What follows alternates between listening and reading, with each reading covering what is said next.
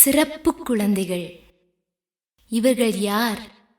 இவர்களின் தேவை என்ன? நம்மில் பலருக்கு தெரிவதில்லை. ஆட்டிசம், டவுன் சிண்ட்ரோம், கற்றலில் குறைபாடு, ADHD, செரிப்ரல் பால்சி இவற்றினால் பாதிக்கப்பட்ட குழந்தைகளே சிறப்பு குழந்தைகள். இவர்கள்தான் கடவுளின் குழந்தைகள். நம்மைப் போல எல்லாவற்றையும் நமக்கு புரியும் விதத்தில் வெளிப்படுத்த முடியாத அந்த குழந்தைகளை, அதாவது அவர்களை அவர்களாகவே புரிந்து கொள்ள முடியாத நமக்குள்ளும் மனநலக் குறைபாடு இருக்கிறது என்பது உண்மைதானே? வீத அளவு மட்டும்தானே வித்தியாசம். இந்த குழந்தைகள் அழுகை, சிரிப்பு, கோபம், மகிழ்ச்சி, துக்கம் போன்ற உணர்வுகளை உள்ளது உள்ளபடி முழுமையாக அர்த்தம் புரிந்து உணர முடியாதவர்கள், வளர்ந்தும் வளராத குழந்தைகள், கணக்கற்ற குடும்பங்களை கவலையின் பிடியில் வைத்திருப்பவர்கள்.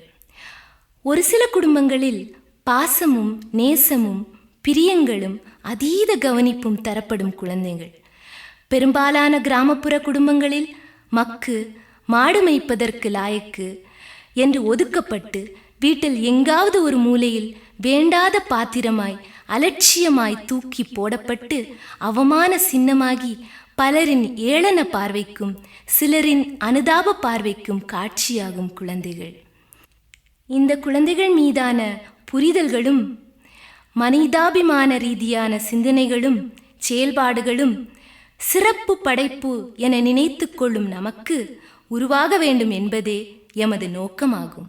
Special need kids தான் நம்ம cerebral palsy, neurodegenerative disorders and some genetic disorders like Down syndrome and autism, அது மாதிரிப்பட்ட pervasive developmental disorders and சில inborn errors of metabolism, இந்த மாதிரிப்பட்ட defectsனால பாதிக்கப்பட்ட குழந்தைங்களெல்லாம் யூஸ்வலாக நம்ம ஸ்பெஷல் நீட் கிட்ஸ்ன்னு சொல்கிறோம். Because they need some help like in every way of their, in any way of their life they need some kids. So usually நான் இப்போ சொல்கிறது அந்த இன்டெலெக்டை வச்சு சொல்கிறேன் நான் இப்போ மெயினாக. ஸோ நீங்கள் இப்போ சொன்ன கேட்டகரிஸில் எது ரொம்ப காமன் ப்ரெசன்ட்லி நீங்கள் ப்ரெசன்ட்லி பார்த்தீங்கன்னா இப்போ செரிப்ரல் பால்சி இப்போ கொஞ்சம் ஆஃப் லேட் கொஞ்சம் குறைஞ்சிட்டு தான் வருது. முன்னே இருந்த அளவுக்கு இல்லை ஆக்சுவலி. பிகாஸ் செரிப்ரல் பால்சிக்கு நமக்கு தெரிஞ்ச வரைக்கும் the first and foremost reason was perinatal asphyxia. அதாவது குழந்தை பிறந்தப்போ அது அழாமல் போய் அதனால வரக்கூடிய காம்ப்ளிகேஷன்ஸ்னால அந்த குழந்தைக்கு வரக்கூடிய சஃபரிங்ஸை நம்ம செரிப்ரல் பால்சின்னு வச்சது தான் டாப் மோஸ்ட் கேட்டகரியாக இருந்தது. And other one will be prematurity. So ப்ரீமெச்சூரிட்டியும் இட் இஸ் ஆல்மோஸ்ட் இப்போ சொல்லப்போனால் ப்ரீமெச்சூர்னால வரக்கூடிய சிபி கிட்ஸ் கூட்டிகிட்டு வராங்க. பிகாஸ் இப்போ நம்மளோட டயக்னோஸ்டிக் அண்ட் இப்போ தெரப்பியூட்டிக் இதெல்லாம் ஸோ அட்வான்ஸ்டாக இருக்கிறது. லைக் ஈவன் 23 வீக்ஸ்லேயே ஒரு சைல்டை நம்மளால சர்வை பண்ண வைக்க முடியும் அப்படிங்கிற அளவுக்கு இருக்குது. அப்படின்னா கூட like certain drawbacks are there which we cannot actually prevent. And the periventricular leukomalacia அப்படின்னு சொல்லி அந்த ப்ரீடர்ம் கிட்ஸ்க்கு ஒரு சின்ன ஒரு நியூரலாஜிக்கல் இது வரும் யூஸ்வலாக, நாட் எவ்ரி கிட். அந்த மாதிரி வரும்போது அந்த சைல்டுக்கு will always have some a form of cerebral palsy which we call as cerebral diplegia. அது ஒன்று வரதுக்கு சான்சஸ் இருக்குது. மற்றபடி யூஸ்வலாக எவ்ரி கிட் கேன் நார்மலி ஒரு 28 வீக்ஸில் பிறந்த ஒரு குழந்தை கூட நார்மலாக வரலாம். ஸோ அதோட சான்சஸ்மே குறைவாக தான் இருக்குது. ப்ளஸ் அதர் காசஸ் நம்ம என்னென்னு பார்க்குறோம் அப்படின்னா கன்ஜெனிட்டல் ரூபல்லா சிண்ட்ரோம் அப்படின்னு ஒன்று முற்காலத்தில் இருந்தது. அது இப்போ குறைஞ்சிட்டு வருது. பிகாஸ் MMR வேக்சின் எல்லாருக்கும் போடுறோம். அடாலசன்ட் கேர்ள்ஸ் எல்லாருக்குமே ஆர்பேக் அப்படிங்கிற மாதிரியும் போடுறோம் இப்போ. ஸோ அந்த மாதிரி போடுறதுனால இப்போ நமக்கு அந்த இது குறைஞ்சிட்டு வரும்.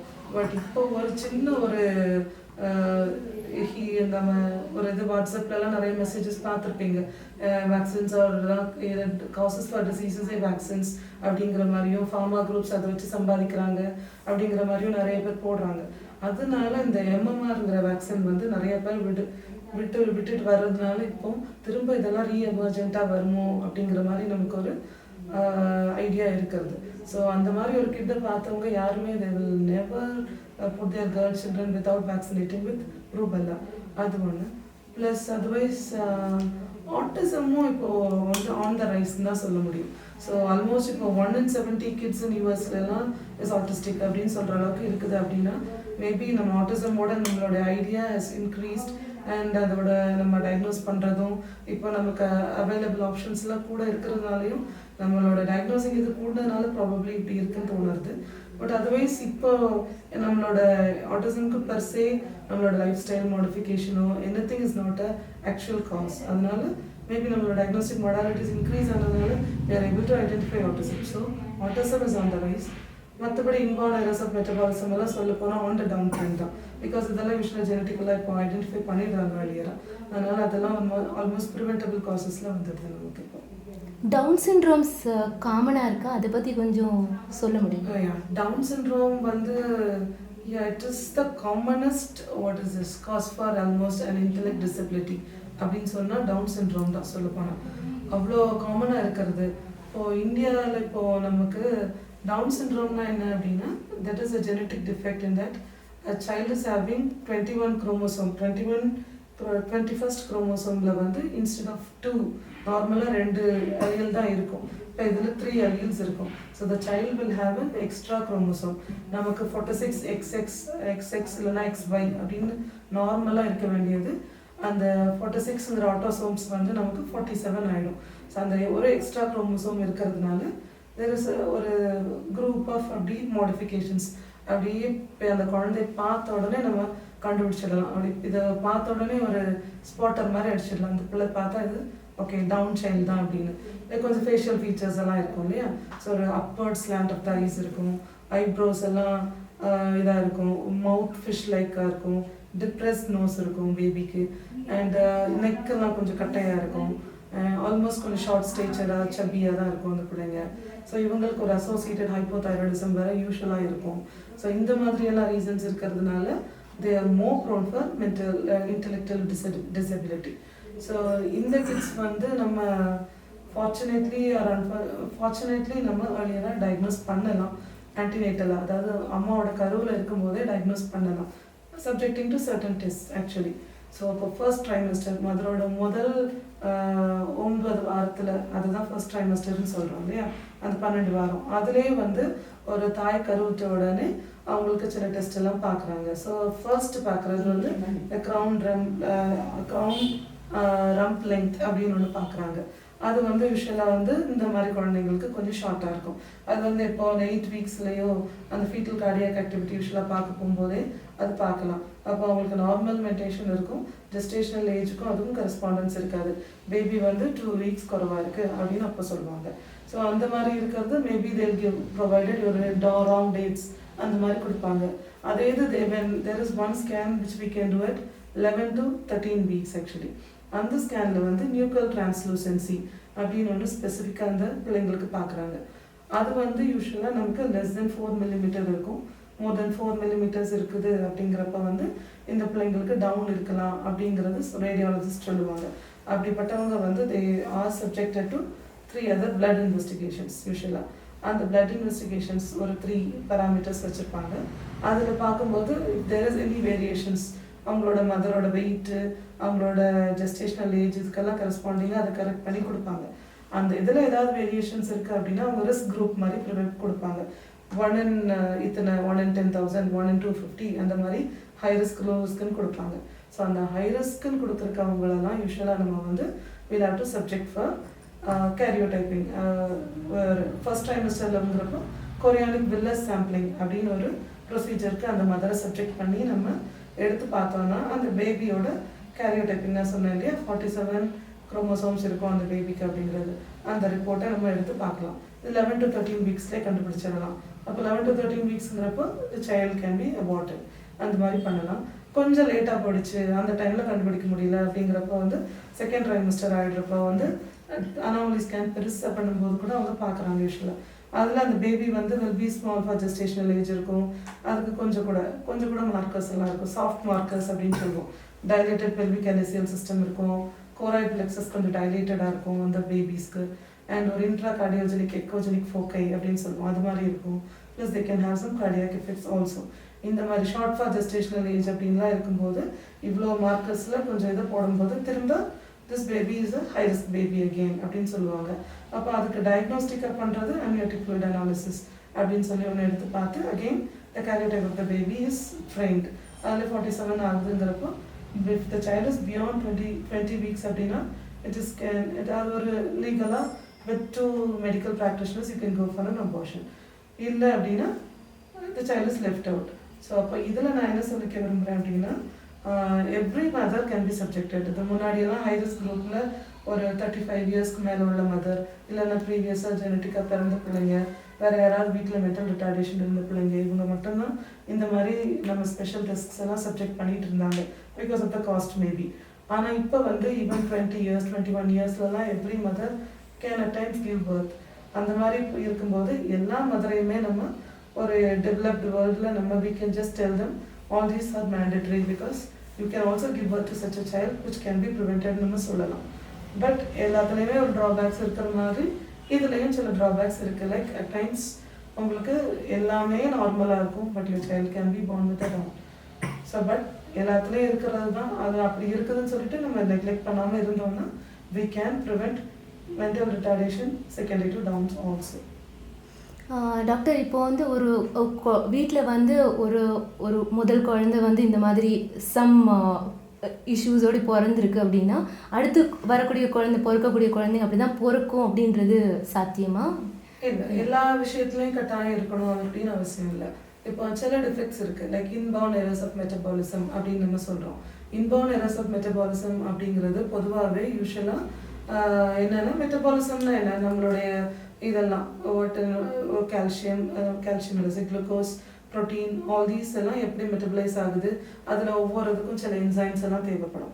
ஸோ அதிலெல்லாம் ஒரு சில டிஃபெக்ட்ஸ் வரும்போது த என்டையர் பாடியில எல்லா மாடிஃபிகேஷன்ஸ் ஆகி right from your neurotransmitters for the brain everything நார்மலாக போகும்போது you can give birth to an abnormal child with a lot of features together.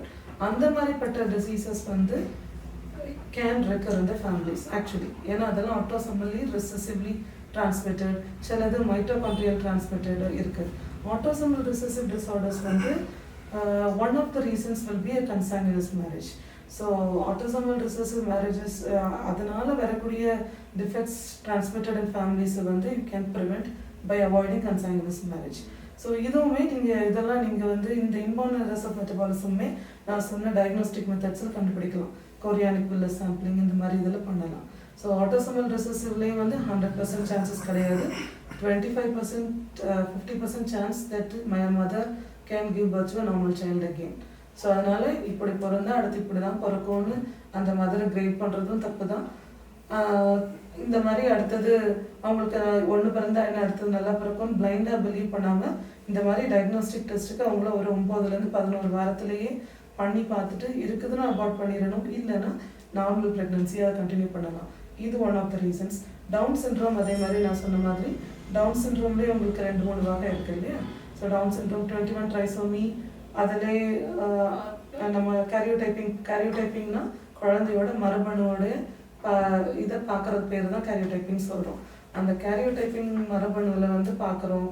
அதில் வந்து நமக்கு 3 ரிப்போர்ட் தரலாம் ஒரு டவுன் சைல்டுக்கு. 21 ட்ரைசோமி, டிரான்ஸ்லொகேஷன் இல்லைன்னா மொசைக். அதில் வந்து இந்த 21 ட்ரைசோமி அப்படிங்கிறது தான் காமனஸ்ட் காஸ். அது 96% காஸ். இது வந்து அடுத்த குழந்தைக்கு வராது. 100% அடித்து சொல்லலாம் அடுத்த குழந்தை இவங்களுக்கு எல்லா வகையிலும் நார்மலாக பிறக்கிறதுக்கு சான்சஸ் இருக்குது, வேறு ரிஸ்க் ஃபேக்டர்ஸ் இல்லைன்னா அப்படிங்கிற மாதிரி. ஆனால் அந்த டிரான்ஸ்லொகேஷன்னு சொல்லக்கூடியது இருக்குது அப்படின்னா அம்மா அப்பா 2 பேர்த்துக்கும் நம்ம அந்த கேரியோடைப்பிங்கை திரும்ப பண்ணணும். பண்ணி பார்த்து அதில் நார்மலாக இருக்குதுன்னா சான்சஸ் வந்து குறைவு தான். அதில் அம்மாவுக்கும் அப்பாவுக்கும் சான்சஸ் இருக்குது அப்படின்னா யூஸ்வலாக மதருக்கு இருக்கும்போது 100% ரிஸ்க், ஃபாதருக்கு இருக்கும்போது ஃபாதருக்கும் இருக்கும்போது 100% ரிஸ்க், இல்லைன்னா கொஞ்சம் ரிஸ்க் ஃபேக்டர்ஸ் கொஞ்சம் குறையும் மதருக்கும் இருக்கும்போது. அதனால் அந்த ரிஸ்க் ஃபேக்டர் தான் ரெக்கரன்ஸ் ஆஃப் டவுனுக்கு ஒரு காமன் இது ரீசன். செரிப்ரல் பால்சி வந்து ஒரு பெரிநேட்டல் அஸ்ஃபிக்சியாவால் வந்ததுன்னா ரெக்கர் ஆகாது, ப்ரீமெச்சூரிட்டி வந்தது ரெக்கர் ஆகாது. ஸோ இந்த மாதிரி என்சைம் டிஃபெக்ட்ஸ்னால வரக்கூடியதும் இந்த மாதிரி ஒரு சில காரணங்கள்னால வரக்கூடியதும் யூஸ்வலாக ரெக்கர் ஆகலாம். ஸோ மற்றதும் இதெல்லாம் கூட நம்ம வெளியில் டயக்னோஸ் பண்ணி ப்ரிவென்ட் பண்ணிக்கலாம். ஸோ அதனால எல்லாமே ரெக்கர் ஆகும், நம்ம ஒரு பிளைண்டாக இருக்க வேண்டும். ஸோ பீடியாட்ரிஷியன்ஸ் வந்து ஈஸிலி ஐடென்டிஃபை பண்ணிடுறாங்க ஸோ ஸ்பெஷல் நீட் கிட்ஸை ஏர்லியராகவே. ஸோ பேரண்ட்ஸ் வந்து எவ்வளோ சீக்கிரமாக வந்து ஐடென்டிஃபை பண்ணலாம், அதுக்கு கொஞ்சம் சில டிப்ஸ் ஏதாவது சொல்லுங்கள். ஓகே, இப்போ ஸ்பெஷல் நீட் கிட்ஸ்ன்னு இப்போ ஆஃப்லைட் நம்ம பார்க்குறது செரிப்ரல் பால்சி வந்து யூஸ்வலாகவே கண்டுபிடிச்சிடுவாங்க. இப்போ வேக்சின் ரொட்டீன் அப்படி போகிறதுக்கு one thing is go for routine vaccinations and have routine visits to a paediatrician ஒரு ஜெனரல் ப்ராக்டிஷனர் அட்லீஸ்ட். எப்படியாவது போய் உங்கள் குழந்தை காட்டுனீங்கன்னா தான் அவங்க சில இதெல்லாம் கேட்பாங்க உங்ககிட்ட. கேட்கும்போது you will come to a point. அப்போ இப்போ இந்த குழந்தை 2 மாசத்துல போகும்போது இப்போ 45 நாள் வேக்சினேஷன் போகும்போது கேட்பாங்க இல்லையா, உங்கள் குழந்தை முகம் பார்த்து சிரிச்சுதா, உங்கள் குழந்தை கழுத்தில் உங்களை பார்த்து சிரிக்கிறதா, சவுண்டெல்லாம் கவனிக்குதான்னு கேட்பாங்க. இல்லையே அப்படிங்கிறப்போ that is red alert sign தான். 2 மாசத்துல இருக்கல, திரும்ப 2.5 மாசத்துல போறீங்க, குழந்தை முகம் பார்த்து சிரிக்கல அப்படின்னா நீங்களே சொல்வீங்க இல்லையா, டாக்டர் டைம் குழந்தை முகம் பார்த்து சிரிக்கல அப்படிங்கிறதெல்லாம் சொல்லணும். ஸோ அப்படிங்கிறப்ப நான் சொல்லணும்னா எப்படின்னா ஏர்லியராக இப்போ ஒரு 3 மாதத்துக்கு முன்னாடி உங்கள் பிள்ளை உங்களை பார்த்து சிரிக்கலை, உங்களோட ஃபேஸை ரெகக்னைஸ் பண்ணிக்கல அப்படின்னாலே உங்கள் அம்மா நீங்கள் உங்கள் டாக்டர்கிட்ட சொல்லணும். ஆக்சுவலி ஹெட் கண்ட்ரோல் வரல, 5 மாதம் வரைக்கும் வருது, எனக்கு குழந்தைக்கு கழுந்து நிற்கலை, குழந்தை சவுண்டு கவனிக்கலை, திரும்பிக்கலை, அது ஒன்று சொல்லணும். 4 மாதத்துக்கு அப்புறம் சவுண்டுக்கெல்லாம் கேட்டு சவுண்டு திருப்பலை பிள்ளை, நல்ல கிழக்காட்டுறப்ப கவனிக்கிறது இல்லை பிள்ளை, சும்மா எப்படி எடுத்தாலும் கையில் காலில் செய்யாமல் அழுதுகிட்டே இருக்கிறது, வித்தியாசமாக கீழே போடுங்கிறது, எழுப்பி கிஸ் பண்ணால் அதுக்கு ஒரு ரெஸ்பான்ஸ் இல்லை பேபி, அந்த மாதிரி இருக்கிறது, ஃபீடிங் ப்ராப்ளம்ஸ் இருக்கிறத கூட அட்ரெஸ் பண்ணணும் ஆக்சுவலி. ஏன்னா ஃபீடிங் ப்ராப்ளமும் ஒன் ஆஃப் த ரீசன்ஸ் தான். சில பிள்ளைங்க அப்படியே பைட் பண்ணிக்கிட்டே இருக்கும், மதர் நினைக்கும் பிள்ளை இல்லைன்னு சொல்லி பாட்டில் கொடுத்துட்டு இருப்பாங்க. That has to be addressed and maybe something a doctor can find out which you may not be able to do. அப்புறம் போக போக அதே மாதிரி தான் ஒவ்வொரு மைல் ஸ்டோனுமே இம்பார்ட்டன்ட் தான் இல்லையா. நீங்கள் நெட்டை பார்க்கணுங்கிறது கிடையாது, ருட்டீனாகவே நீங்கள் பார்த்துருப்பீங்க மற்ற கிட்ஸ்டெல்லாம் கம்பேரிட்டிவ்லி உங்கள் பிள்ளையை பார்த்துக்கணும் இல்லையா. 6 மாதத்துல பிள்ளை உட்காரலன்னா கூட பரவாயில்ல, எல்லாத்துக்குமே ஒரு 6 months ரேஞ்ச் இருக்குது. கொஞ்சம் கொஞ்சம் அப்படி இருக்குங்கிறத டாக்டர்கிட்ட சொல்லி அவங்க பார்த்துப்பாங்களா இருக்கும். பட் ஸ்டில் நீங்கள் ஒரு 10 மாதத்துல உங்கள் பிள்ளை டாட்டா சொல்லலை, நீங்கள் கிஸ் பண்ணும்போது ஹாப்பியாகலை, இல்லைன்னா நீங்கள் அழுதா கூட உங்கள் பிள்ளை அழும், அந்த மாதிரியெல்லாம் இருக்கும் சார். வரிசையாக வர வர அப்படி இருக்கும். இந்த மாதிரியெல்லாம் ஒன்றுமே இல்லை, பிள்ளை பாட்டுக்கு தனியாக தன்னந்தனியாக விளையாடிட்டு இருக்கு, உட்காந்து எந்த குழந்தை கூட சேர்ந்து யாராவது வந்தாலே அதுக்கு பிடிக்க மாட்டேன்றது, உங்கள் முகத்துக்கு முகம் பிள்ளை பார்க்க மாட்டேங்கிறது, இல்லைன்னா பிள்ளைக்கு ஏதாவது ஒரு என்ன சொல்கிறது தன்னால் ஒரு டெம்பர் டேண்ட்ரம்ஸ் மாதிரி நாய்ஸியாக சத்தம் போட்டுகிட்டே இருக்கிறது, திடீர்னு நைட்டில் எழுந்து எதுக்கு அழறதுனே தெரியாமல் அழறது, இந்த மாதிரி ஒரு மாதிரி வித்தியாசமாக சட்டலாக நீங்கள் எது இருக்குதுன்னு நினச்சிங்க.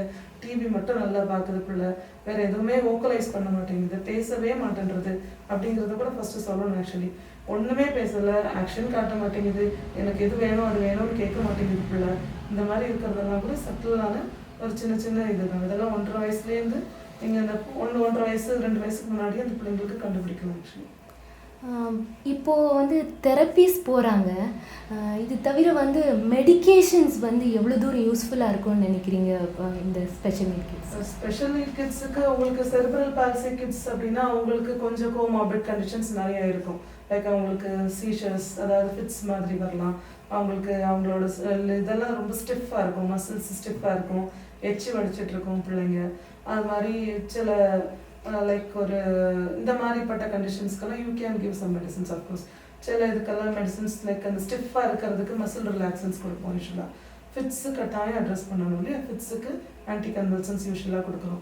அது மாதிரி இப்போ ஆட்டிசம் மாதிரி கிட்ஸுக்கு of course we don't have any treatment for it at all. Like behaviour நமக்கு occupational therapy and special therapies தான். அது ஒரு medicine is not going to change anything in autistic. ADHD ஒரு இது கேள்விப்பட்டிருப்பீங்க இல்லையா, நிறைய இது கொஞ்சம் காமன் தான். இப்போ 7 வயசுக்கு அடியில் உள்ள பிள்ளைங்களுக்கு பெரும்பாலும் வரக்கூடிய ஒரு சின்ன இது. நிறைய பேர் லேர்னிங் டிசபிலிட்டின்னு பிள்ளை கிளாஸில் உட்கார மாட்டேன்றது, ஒன்றும் கவனிக்க மாட்டேங்கிறது, எழும்பி ஓடிட்டுருக்குன்னு கம்ப்ளைண்ட் பண்ணுறாங்க. எதுலேயுமே ஒரு இது இல்லை, டக்குன்னு அவனோட அட்டென்ஷன் மாறிட்டே இருக்குது, சும்மா கொஷின்லாம் கேட்குறதுக்குள்ளே அது பட்டுன்னு என்னத்தையாவது அதுக்கு வாயில வந்ததை சொல்லுது. இந்த மாதிரிப்பட்டதெல்லாம் தான் சொல்லி சில இதெல்லாம் ஹைப்பர் ஆக்டிவிட்டி ப்ளஸ் இம்பல்சிவிட்டி சேர்த்து ஏடிஹெச்டின்னு சொல்கிறோம்.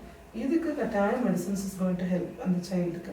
அந்த சைல்டோட இன்டெலெக்டே பார்த்தோன்னா அதுக்கு முன்னாடி ஐக்யூ டெஸ்ட்லாம் பண்ணி பார்த்தீங்கன்னா ரொம்ப குறைவாக இருக்கும். லைக் ஒரு லெஸ் தென் 70 வரைக்கும் வரக்கூடிய கிட்டுக்கு வித் மெடிகேஷன்ஸ் லைக் மித்தைல்ஃபெனிடேட், செலக்ளோனடின், இந்த மாதிரி பியூப்ரோபியான், இந்த மாதிரி பல ஆன்டி டிப்ரெசன்ட் உள்ள ட்ரக்ஸ் எல்லாம் சேர்த்து போடும்போது, சைக்கோஸ்டிமுலன்ஸ் இந்த மாதிரி ட்ரக்ஸ் போடும்போது அவங்க பிஹேவியரல் தெரப்பி கூட சேர்த்து கொடுக்கும்போது it is a big booster. அவங்களோட ஐக்யூ அவங்களோட லேர்னிங் கெப்பாசிட்டி எல்லாமே நல்லாவே இன்க்ரீஸ் ஆகுது. நம்ம பார்க்க வர்றது வந்து சிவியர் பிள்ளைங்க. இந்த பிள்ளை பேர் அக்ஷயா, இவ வந்து சிவியர். இவளுக்கு வந்து எதுவுமே தெரியாது. நம்ம 6 மாத குழந்தை 7 மாத குழந்தை எப்படி இருக்காங்களோ அதே மாதிரி தான் இந்த பொண்ணு இருப்பாங்க. இவளுக்கு ட்ரெஸ் பண்ண தெரியாது, குளிக்க தெரியாது, சாப்பிட தெரியாது, மோஷன் போனால் கழுவ தெரியாது, யூரின் போனால் யூரின் சொல்ல தெரியாது. அதனால் இவளுக்கு வந்து அடிக்கடி பிக்ஸ் வரும். நாங்கள் வந்து அது எப்படி 6 மாத குழந்தை நம்ம கைக்குள்ளே வச்சு நம்ம எப்படி பார்க்குறோமோ அதே மாதிரி இந்த பிள்ளையை நாங்கள் பார்த்துக்குவோம். சாப்பாடு ஊட்டி விடுவோம், ட்ரெஸ் மாற்றி விடுவோம், தலை வாரி விடுவோம், பவுடர் போடுவோம், பொட்டு வைப்போம்.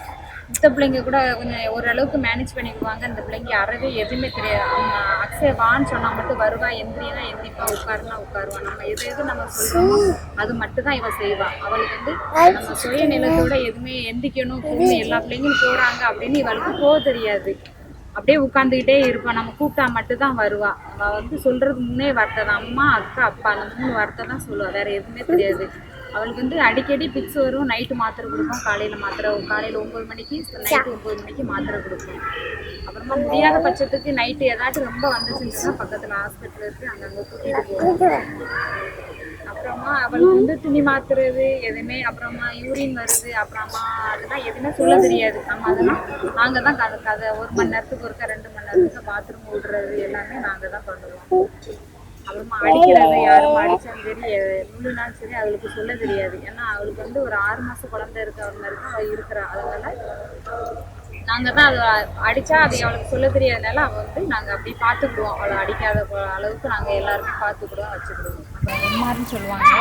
இந்த பிள்ளைக்கு வந்து எல்லாமே தெரியும். நம்ம ட்ரெஸ் மாற்றுறது தெரியும், சாப்பிட தெரியும், குளிக்கிறது தெரியும், ஓரளவுக்கு குளிக்கிறது தெரியும். பாத்ரூம் போனால் மோசம் போனால் அது கழுவுலாம் ஓரளவுக்கு தெரியும். அதுக்கு ஏற்பாடு நாங்கள் செஞ்சு சொல்லி கொடுத்துருக்கோம் ஸ்கூலில் இருந்து. அதெல்லாம் அவங்க கொஞ்சம் ஓரளவுக்கு கற்றுக்கிட்டுருக்காங்க.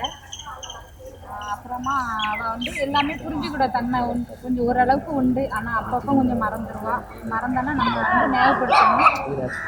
அப்புறமா அவள் வந்து நல்லா பேசுவாள். ஆனால் டான்ஸ்லாம் நல்லா ஆடுவாள். டான்ஸ் ஆடுவாள், நல்லா பேசுவாள். பேசுகிறவங்களுக்கு நல்லா பிடிச்சிட்டுன்னு சொன்னால் அவங்களுக்குலாம் நல்லா அன்பாக இருந்துருவாள்.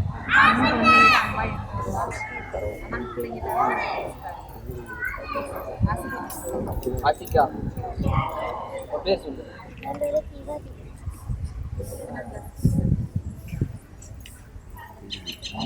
இந்த ஸ்கூல் வந்து நல்லா டெவலப் பண்ணிகிட்டு இருக்காங்க. இந்த ஸ்கூலோட நம்பிக்கையில் தான் என் பையனை வந்து ஒரு 60% அதிகமாக வந்து தேர்ச்சி அடைஞ்சிருக்கான்.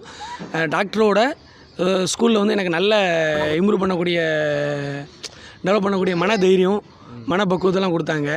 ஆக்சுவலாக வந்து நான் பார்க்க போன எல்லா டாக்டருமே வந்து ப்ரைவேட்டில் வந்து அடிக்கடி 2-3 ட்ரிப்பு போய் அதிக காசுகள் செலவு பண்ணியிருக்கேன். ப்ரைவேட் டாக்டர் வந்து என்ன காரணம் என்று சொல்லாமையே வந்து பிக்ஸ் இருக்குது, சளி இருக்குது அப்படின்னு சொல்லி நம்ம இப்போ குழந்தைகளை வந்து காசை மட்டும் தான் குறியாக பார்க்கங்கிற வழியே அந்த குழந்தையோட என்ன நிலவரம் அப்படிங்கிறத சில டாக்டர் சொல்ல மாட்டாங்க. தயவு செய்து பெட்ரோலுக்கு வந்து முதல்ல வந்து ஜிஹெச்சி கவர்மெண்ட் ஹாஸ்பிட்டலை வந்து தயவு செய்து அப்பார்ட் பண்ணாங்க. ஏன்னா ஒரு ஜிஹெச்சி ஒரு கவர்மெண்ட் டாக்டர் தான் வந்து எனக்கு குழந்தைக்கு என்ன பிரச்சனைன்னு சொல்லவே செஞ்சாங்க.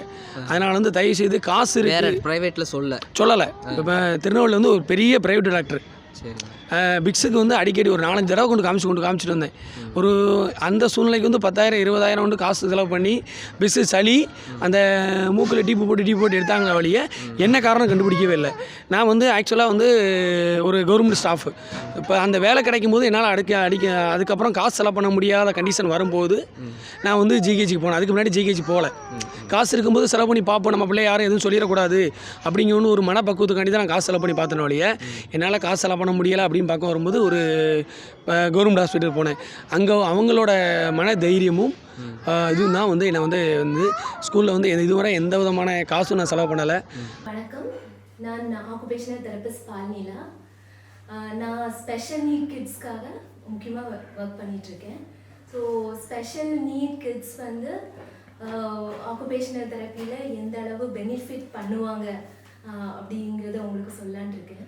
ஸ்பெஷல் நீட் கிட்ஸ்னால் யார் அப்படின்னா, நம்ம இப்போது ரொம்ப ஃபெமிலியராக இருக்கக்கூடிய ஆட்டிசம், ஏடிஹெச்டி, லேர்னிங் டிசபிலிட்டினா கற்றலில் குறைபாடு உள்ளவங்க, டவுன் சிண்ட்ரோம், செரிப்ரல் பால்சி, இவங்க எல்லாருமே வந்து ஸ்பெஷல் நீட் கிட்ஸ் அண்டரில் வந்துடுவாங்க. ஸோ இது ஏன் நம்ம இவங்களை வந்து இப்போது எடுத்திருக்கோம் அப்படின்னா, பெரியவங்க கிட்ட இப்போது டயபெட்டிஸ், ஹார்ட் அட்டாக், ஸ்ட்ரோக் எவ்வளோ காமனாக இருக்கோ அதே மாதிரி இப்போ குழந்தைங்க கிட்ட இருக்கக்கூடிய வெரி காமன் இஷ்யூ அப்படின்னு சொன்னால் இதுதான் இந்த பிரச்சனைகள். அதாவது பிறக்கிற குழந்தைங்களில் 10ல் ஒரு குழந்தை அந்த மாதிரி கூட ஏதாவது ஒரு இந்த ப்ராப்ளமில் ஒரு குழந்தை இருக்கிற மாதிரி இருக்குது.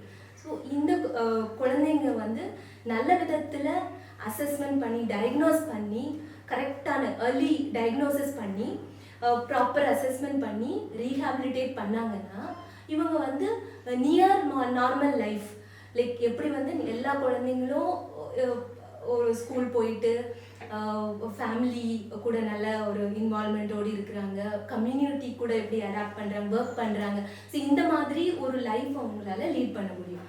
ஸோ இந்த குழந்தைங்களுக்கு நம்ம ரீஹாபிலிட்டேஷன் வந்து ரொம்ப முக்கியம். இது ஏன் வருது, எதனால இப்படி பிறக்கிறாங்க குழந்தைங்க, ஸ்பெஷல் நீட் கிட்ஸ் வந்து எப்படி வராங்க, எதனால இந்த மாதிரி நிறைய குழந்தைங்க இருக்காங்க இப்படின்னு பார்த்தோம்னா இதுக்கு பல காரணம் இருக்குது. ஒன்று வந்து காரணமே இல்லை, அது ஒரு ரீசன் இருக்குது. இன்னொன்று எப்படின்னு சொன்னால் அம்மாவோட இது அம்மா வந்து plays a important very vital role in the developing a foetus, a healthy foetus inner womb அப்படின்னு சொல்லலாம். ஏன்னா குழந்தை வந்து வளர்கிறதுக்கு அம்மாவோட சைக்கலாஜிக்கல் ஸ்ட்ரென்த் ரொம்ப முக்கியம். ஸோ லைக் அந்த 9 months ஆஃப் த ப்ரெக்னென்சியில் அவங்க வந்து எவ்வளோ தூரம் அவங்கள வந்து மென்டலி ஸ்ட்ராங்காக வச்சுருக்காங்க, தட் இஸ் ஒன் திங். அடுத்தது வந்து அவங்களோட ஃபிசிக்கல் ஸ்ட்ரென்த்னா அவங்க அந்த period of time from 1st till the 9th month பெரிய அளவில் நோய்கள் வராமல் இருந்தது. Even minor issues like chicken box, any fever with high temperature இந்த மாதிரி கூட இருக்கலாம். இப்போது லைக் ஜாண்டஸ் இந்த மாதிரி நம்ம சாதாரணமான மக்களை ஒன்றும் பண்ணாது. பட் அம்மாவுக்கு இந்த மாதிரி பிரச்சனைகள் வந்து அவங்க வந்து அதுக்கு வந்து வைத்தியம் பெருசாக பண்ணாமல் இருந்தாங்கன்னா சில நேரங்களில் வந்து அது வந்து உள்ளே இருக்கக்கூடிய குழந்தைய வந்து பாதிக்கக்கூடிய வாய்ப்பு இருக்குது. வேறு என்ன விஷயங்கள் அப்படின்னு சொன்னோன்னா ஆக்சுவலி நம்ம பார்த்தோன்னா இந்த எல்லா ப்ராப்ளம் நான் முதல்ல சொன்ன எல்லா ப்ராப்ளமுமே பிரெயின் நியூராலஜிக்கல் ப்ராப்ளம். நியூராலஜிக்கல்னாலே பிரெயினை பாதிக்கக்கூடிய ப்ராப்ளம்ஸ். இப்போ இந்த பிரெயினை வந்து எவ்வளோ தூரம் நம்ம வந்து நியூட்ரிஷன் லெவலில் அதுக்கு எவ்வளோ தூரம் ஃபீட் பண்ணுறோமோ அது ஒரு முக்கியம். அது அம்மா வந்து எவ்வளோ ஹெல்தி ஃபுட் நல்லா பிளான் பண்ணி ஒரு நல்ல ஹெல்தி ஃபுட் முதல்ல இருந்து எல்லா விட்டமின்ஸ் மினரல்ஸ் அண்ட் எல்லா ஒரு லைக் கரெக்ட் பிளான்டு ஃபுட் சாப்பிட்டாங்கன்னா அந்த குழந்தையோட physical development plus the brain development வந்து நல்லா இருக்கும். ஸோ பிரெயின் டெவலப்மெண்ட் நல்லா இருந்ததுனாலே குழந்தைக்கு வந்து எந்த ப்ராப்ளமும் இல்லாமல் பார்த்துக்கலாம். ஸோ இதெல்லாம் வந்து இந்த மாதிரி அம்மா வந்து எந்த அளவில் வந்து பார்த்துக்கலாம் அப்படின்னு. இதுவும் இல்லாமல் அம்மாவுக்கு இருக்கக்கூடிய வியாதிகள் தைராய்டு, டயபெட்டிஸ் இதெல்லாம் வந்து ஒரு காசாக இருக்குது. ஸோ இது தவிர என்னென்னா நம்மளுக்கு ஜெனட்டிக் ஹெரிடிட்ரி, இப்போ நம்ம இதுக்கு முன்னாடி நம்மளோட பரம்பரையில் வேறு யாருக்காவது கூட இந்த மாதிரி இது ரிலேட்டட் இதே வியாதி கூட இருக்க வேண்டாம், இது ரிலேட்டடாக ஏதாவது இருந்துன்னா கூட அந்த மாதிரி ஏதாவது நம்மளுக்கு அதே மாதிரி நம்மளுக்கு குழந்தைக்கு அந்த மாதிரி பாதிப்பு ஏற்பட வாய்ப்பு இருக்குது. அதுக்கப்புறம் குழந்தை பிறக்கிறப்போ வந்து அது அந்த நேரமும் ரொம்ப ஒரு ஒரு நல்ல ஒரு என்ன சொல்கிறது ஒரு நல்ல ப்ரெஷியஸ் டைம்னு சொல்லலாம். என்னன்னு சொன்னால் அந்த டைம் டெலிவரி டைம் இவ்வளோ டைம்குள்ளே வரணும் அப்படின்னு அந்த குழந்தை வந்துடும். பட் அந்த ப்ரொலாங்டு லேபர் அப்படி இருந்ததுன்னா அந்த குழந்தைக்குள்ளே இருக்கக்கூடிய அந்த nutritional input to the brain வந்து கொஞ்சம் ஸ்லோவாக போகும்போது அந்த part of the brain damage ஆக வாய்ப்பு இருக்குது. ஸோ இந்த டைமில் வந்து அதாவது blood supply to the brain தான் வந்து என்ன பண்ணணும்னா நியூட்ரிஷன் கொடுக்கும். ஓவரால் வந்து குழந்தையோட ஓவரால் ஹெல்த்தை வந்து தீர்மானிக்கிறது. ஸோ இப்போ வந்து இந்த டைமில் வந்து பிளட் சப்ளை கம்மியாகுது. எப்படின்னா இப்போ வந்து கொடி சுற்றுறது கேள்விப்பட்டிருப்பீங்க. ஸோ காடை அரவுண்ட் த நெக் ஆஃப் அந்த மாதிரி காடை குழந்தையோட நெக்கை சுற்றி அந்த தொப்புள் கொடி சுற்றிச்சு அப்படின்னாலும் அந்த பிரெயினுக்கு போகக்கூடிய பிளட் சப்ளை லேட் ஆக வாய்ப்பு இருக்குது. அதே இல்லாமல் வேறு ஏதாவது இஷ்யூஸ் இருக்கலாம். இப்போ வந்து என்னன்னு சொன்னால் இப்போது ஃபோர்செப்ஸ் டெலிவரி அந்த டைமில் கூட புல் வந்து கொஞ்சம் இந்த சக்ஷன் பண்ணி புல் பண்ணும்போது அந்த பிரெயின் வந்து சில நேரம் வந்து டேமேஜ் ஆகிறதுக்கு வாய்ப்பு இருக்குது. ஸோ அந்த டைமில் வந்து பிறந்த உடனே குழந்தைக்கு திடீர்னு ஏற்படக்கூடிய பிரெயின் ஃபீவரோ இல்லை ஏதாவது ஜாண்டிஸ், ஹை லெவல் ஜாண்டிஸ், மைல்டாக இருக்கக்கூடிய ஜாண்டிஸ் பிரச்சனை இல்லை. ஸோ இந்த மாதிரி பட்ட இதெல்லாம் கூட வந்து குழந்தைய வந்து பாதிக்கும். அதுவும் இல்லாமல் இம்மீடியட்லி ஆஃப்டர் பர்த் ஃபிட்ஸ் வந்ததுன்னா கூட அது வந்து பிரெயின். ஸோ எந்த பிரெயினை பாதிக்கும்? ஸோ பிரெயின் வந்து எந்த விதத்தில் வந்து அஃபெக்ட் ஆகும் அப்படி அந்த வாய்ப்புகள் இருக்குதோ அந்த டைமில் ஸ்பெஷல் நீட் கிட்ஸ் வந்து பிறக்கிறதுக்கான சாத்தியக்கூறுகள் இருக்குது. ஸோ ஸ்பெஷல் நீட் கிட்ஸ்னால் யாரெல்லாம் அப்படின்னு சொல்லி பார்த்தோன்னா ஆட்டிசம் இருக்காங்க. ஸோ ஆட்டிசம் வந்து நம்ம பார்த்துருப்பீங்க நீங்கள் நிறைய பேர். அவங்களோட இது என்னென்னா நல்ல அறிவு இருக்கும் அவங்களுக்கு, ஆனால் அவங்க எப்படி பயன்படுத்தணும்னு தெரியாது. நம்மக்கிட்டலாம் நல்லா சகஜமாக பேசிகிட்டு இருந்தால் தான் நமக்கு வந்து தெரியும் லைக் அவங்களுக்கு இவ்வளோ திறமை இருக்குது. அவங்க என்ன பண்ணுவாங்கன்னா அந்த திறமையை அவங்களே வச்சுட்டு அவங்க செல்ஃப் பிளேயில் இருப்பாங்க. அந்த விளையாட்டு வச்சுட்டு அவங்களே விளையாடிட்டு இருப்பாங்க. அது வந்து அவங்க யூஸ்ஃபுல்லாக பர்பஸ்ஃபுல்லாக அவங்க யூஸ் பண்ண தெரியாது. ஸோ அவங்க அந்த இன்டெலிஜென்ஸை வந்து they don't use the intelligence what they have. So என்ன பண்ணுவாங்கன்னா அவங்க வந்து அவங்களோட ஐடியில் அவங்க வே ஆஃப் விளையாட்டு விளையாடிட்டு இருப்பாங்க. நம்மளை வந்து அம்மா கிட்டேயோ இல்லை ரொம்ப க்ளோஸ் ரிலேட்டிவ் கிட்ட பழகிறது, அம்மாவோட அன்பை வந்து அவங்கள முகத்தை பார்த்து அக்செப்ட் பண்ணுறது கிடையாது. ஸோ இதே மாதிரி அவங்க ஸ்கூலில் விட்டால் கூட மற்ற குழந்தைங்க கூட மிங்கிள் ஆகிறது கிடையாது. அவங்களுக்கு ஏதாவது தேவைன்னா கம்யூனிகேட் பண்ண மாட்டாங்க. பட் அவங்களுக்கு அது எல்லாமே தெரியும், ஆனால் எங்கே எப்படி யூஸ் பண்ணணுன்றது தெரியாது. ஸோ அந்த மாதிரி ஆட்டிசம் கிட்ஸ் இது ரொம்ப ஜாஸ்தியாக வந்துட்டு இருக்கு. முன்னாடி காலத்தில் வந்து எம்ஆர் மென்டல் ரிட்டார்டட் சில்ட்ரன் வந்து ஜாஸ்தியாக இருந்தாங்க. இப்போ வந்து ஆட்டிசம் வந்து அதே லெவலில் ரொம்ப ஹையர் ப்ரிவலன்ஸில் இருக்காங்க. ஸோ இப்போ வந்து ஆட்டிசம் முடிஞ்சாச்சு. அடுத்து ஏடிஹெச்டினா attention deficit hyperactivity disorder. இதுவும் அதே மாதிரி தான். நிறைய குழந்தைங்கள்ட்ட நீங்கள் ஸ்கூல் படிக்கிற குழந்தைங்கள்கிட்ட ஒரு கிளாஸில் போய் பார்த்தீங்கன்னா ஓடிட்டே இருப்பாங்க. அவங்களால ஒரு இடத்துல போய் உட்காந்து மேடம் சொல்கிறத வந்து அவங்களால காது கொடுத்து கேட்க முடியாது. ஏன்னா அவங்களோட நியூரலாஜிக்கல் ப்ராசஸ் வந்து ரொம்ப ஃபாஸ்ட்டாக போயிட்டுருக்கும். அவங்களால பொறுமையாக உட்காந்து கவனிக்கிறக்கூடிய அவங்களால உட்கார முடியாது. பட் அவங்களுக்கு இதே மாதிரி இன்டெலிஜென்ஸ் இருக்கும். அதை வந்து இவங்களோட ஹைப்பர் ஆக்டிவிட்டி லெவல், அவங்களோட ஆக்டிவிட்டி லெவல் ரொம்ப ஜாஸ்தியாக இருக்கிறதுனால அவங்க வந்து அதை யூட்டிலைஸ் பண்ண முடியாது. So attention deficit hyperactivity டிசார்டர்ன்றப்போ இந்த அட்டென்ஷன்ங்கிறது அவங்க வந்து ஒருத்தங்க நம்மளுக்கு அட்டென்ட் பண்ணுறாங்கன்னா எப்படி நம்மளால் புரிஞ்சுக்க முடியும்? நம்மக்கிட்ட ஐ கான்டாக்ட் மெயின்டைன் பண்ணணும். ஸோ அவங்க வந்து முதல்ல அதை பண்ண மாட்டாங்க, பிகாஸ் அவங்க அட்டென்ட் பண்ணலை. அட்டென்ட் பண்ணுறவங்க உட்காந்து பொறுமையாக உட்காந்து லிசன் பண்ணணும், அதுவும் அவங்களால முடியாது. ஹைப்பர் ஆக்டிவிட்டி எப்படி இருக்கும்னா பட்டுன்னு ரொம்ப இம்பல்சிவ் ஆகிடும். இம்பல்சிவ்னா ரொம்ப கோவம் வந்துடும், ரொம்ப எக்ஸ்ட்ரீம் ஸ்க்ரீம் பண்ணுறது, அடமன்சி, டேண்ட்ரம் இதெல்லாம் இருக்கும் அவங்களுக்கு. அவங்க வந்து எனர்ஜி லெவல் அவ்வளோ ஹை பீக்ஸில் இருக்கும். அதாவது அவங்க கிளாஸில் வந்து அவங்க உட்காரது அவங்களுக்கு பிடிக்காது, ரவுண்டிங்லேயே இருக்கணும். உட்காந்தாங்கன்னா அவங்க ஏதோ அவங்க பாடி அவங்களுக்கு வந்து அடாப்ட் பண்ண முடியாது அவங்களால. ஸோ அவங்க வந்து ஓடிட்டே இருப்பாங்க. நீங்கள் பார்த்தீங்கன்னா வீட்டிலலாம் வந்து மேலே சோஃபா மேலே உட்காரது, மேலே செவரில் மேலே ஏறுறது, குடுகுடுன்னு மேலே ஏறுவாங்க, மரத்தில் ஏறுவாங்க. இந்த மாதிரி நிறைய பார்த்துருப்பீங்க. பட் என்ன ஸ்பின்னிங் பண்ணிகிட்டு இருப்பாங்க, சுற்றிகிட்டே இருப்பாங்க. ஸோ என்னென்னா ஃபிசிக்கல் ஸ்கில்ஸ் நிறைய யூஸ் பண்ணிகிட்டே இருப்பாங்க. ஏன்னா அவங்க எனர்ஜி அவங்க வந்து ஸ்பெண்ட் பண்ணிகிட்டே இருப்பாங்க. பட் அவங்களால உட்காந்து கவனிக்க முடியாது. ஸோ இது வந்து இவங்க வந்து ஸ்கூலில் வந்து அவங்க educational participation, academic skills gain பண்ணுறதுல அவங்களுக்கு பிரச்சனையாக இருக்கும். இப்போ அடுத்து நான் என்ன சொல்ல வரேன்னா டவுன் சிண்ட்ரோம் வந்து இப்போ ரொம்ப ஜாஸ்தியாக வந்துட்டு இருக்கு. ரொம்பவே ஜாஸ்தியாக இருக்குது. என்னென்னா குழந்தைங்க வந்து இப்போது முன்னாடி மாதிரி இல்லை, பிறக்கிறது கொஞ்சம் லேட் ஆகுது. அம்மா வந்து ட்ரை பண்ணுறாங்க, ஆனால் வந்து அவங்களுக்கு வந்து ப்ரெக்னென்சி வந்து ஆஃப்டர் 35, 36 அந்த மாதிரி ஆகுது. ஸோ இந்த லேட் ப்ரெக்னென்சி இன் மதர் அது வந்து ஒரு ரீசனாக கருதப்படுது.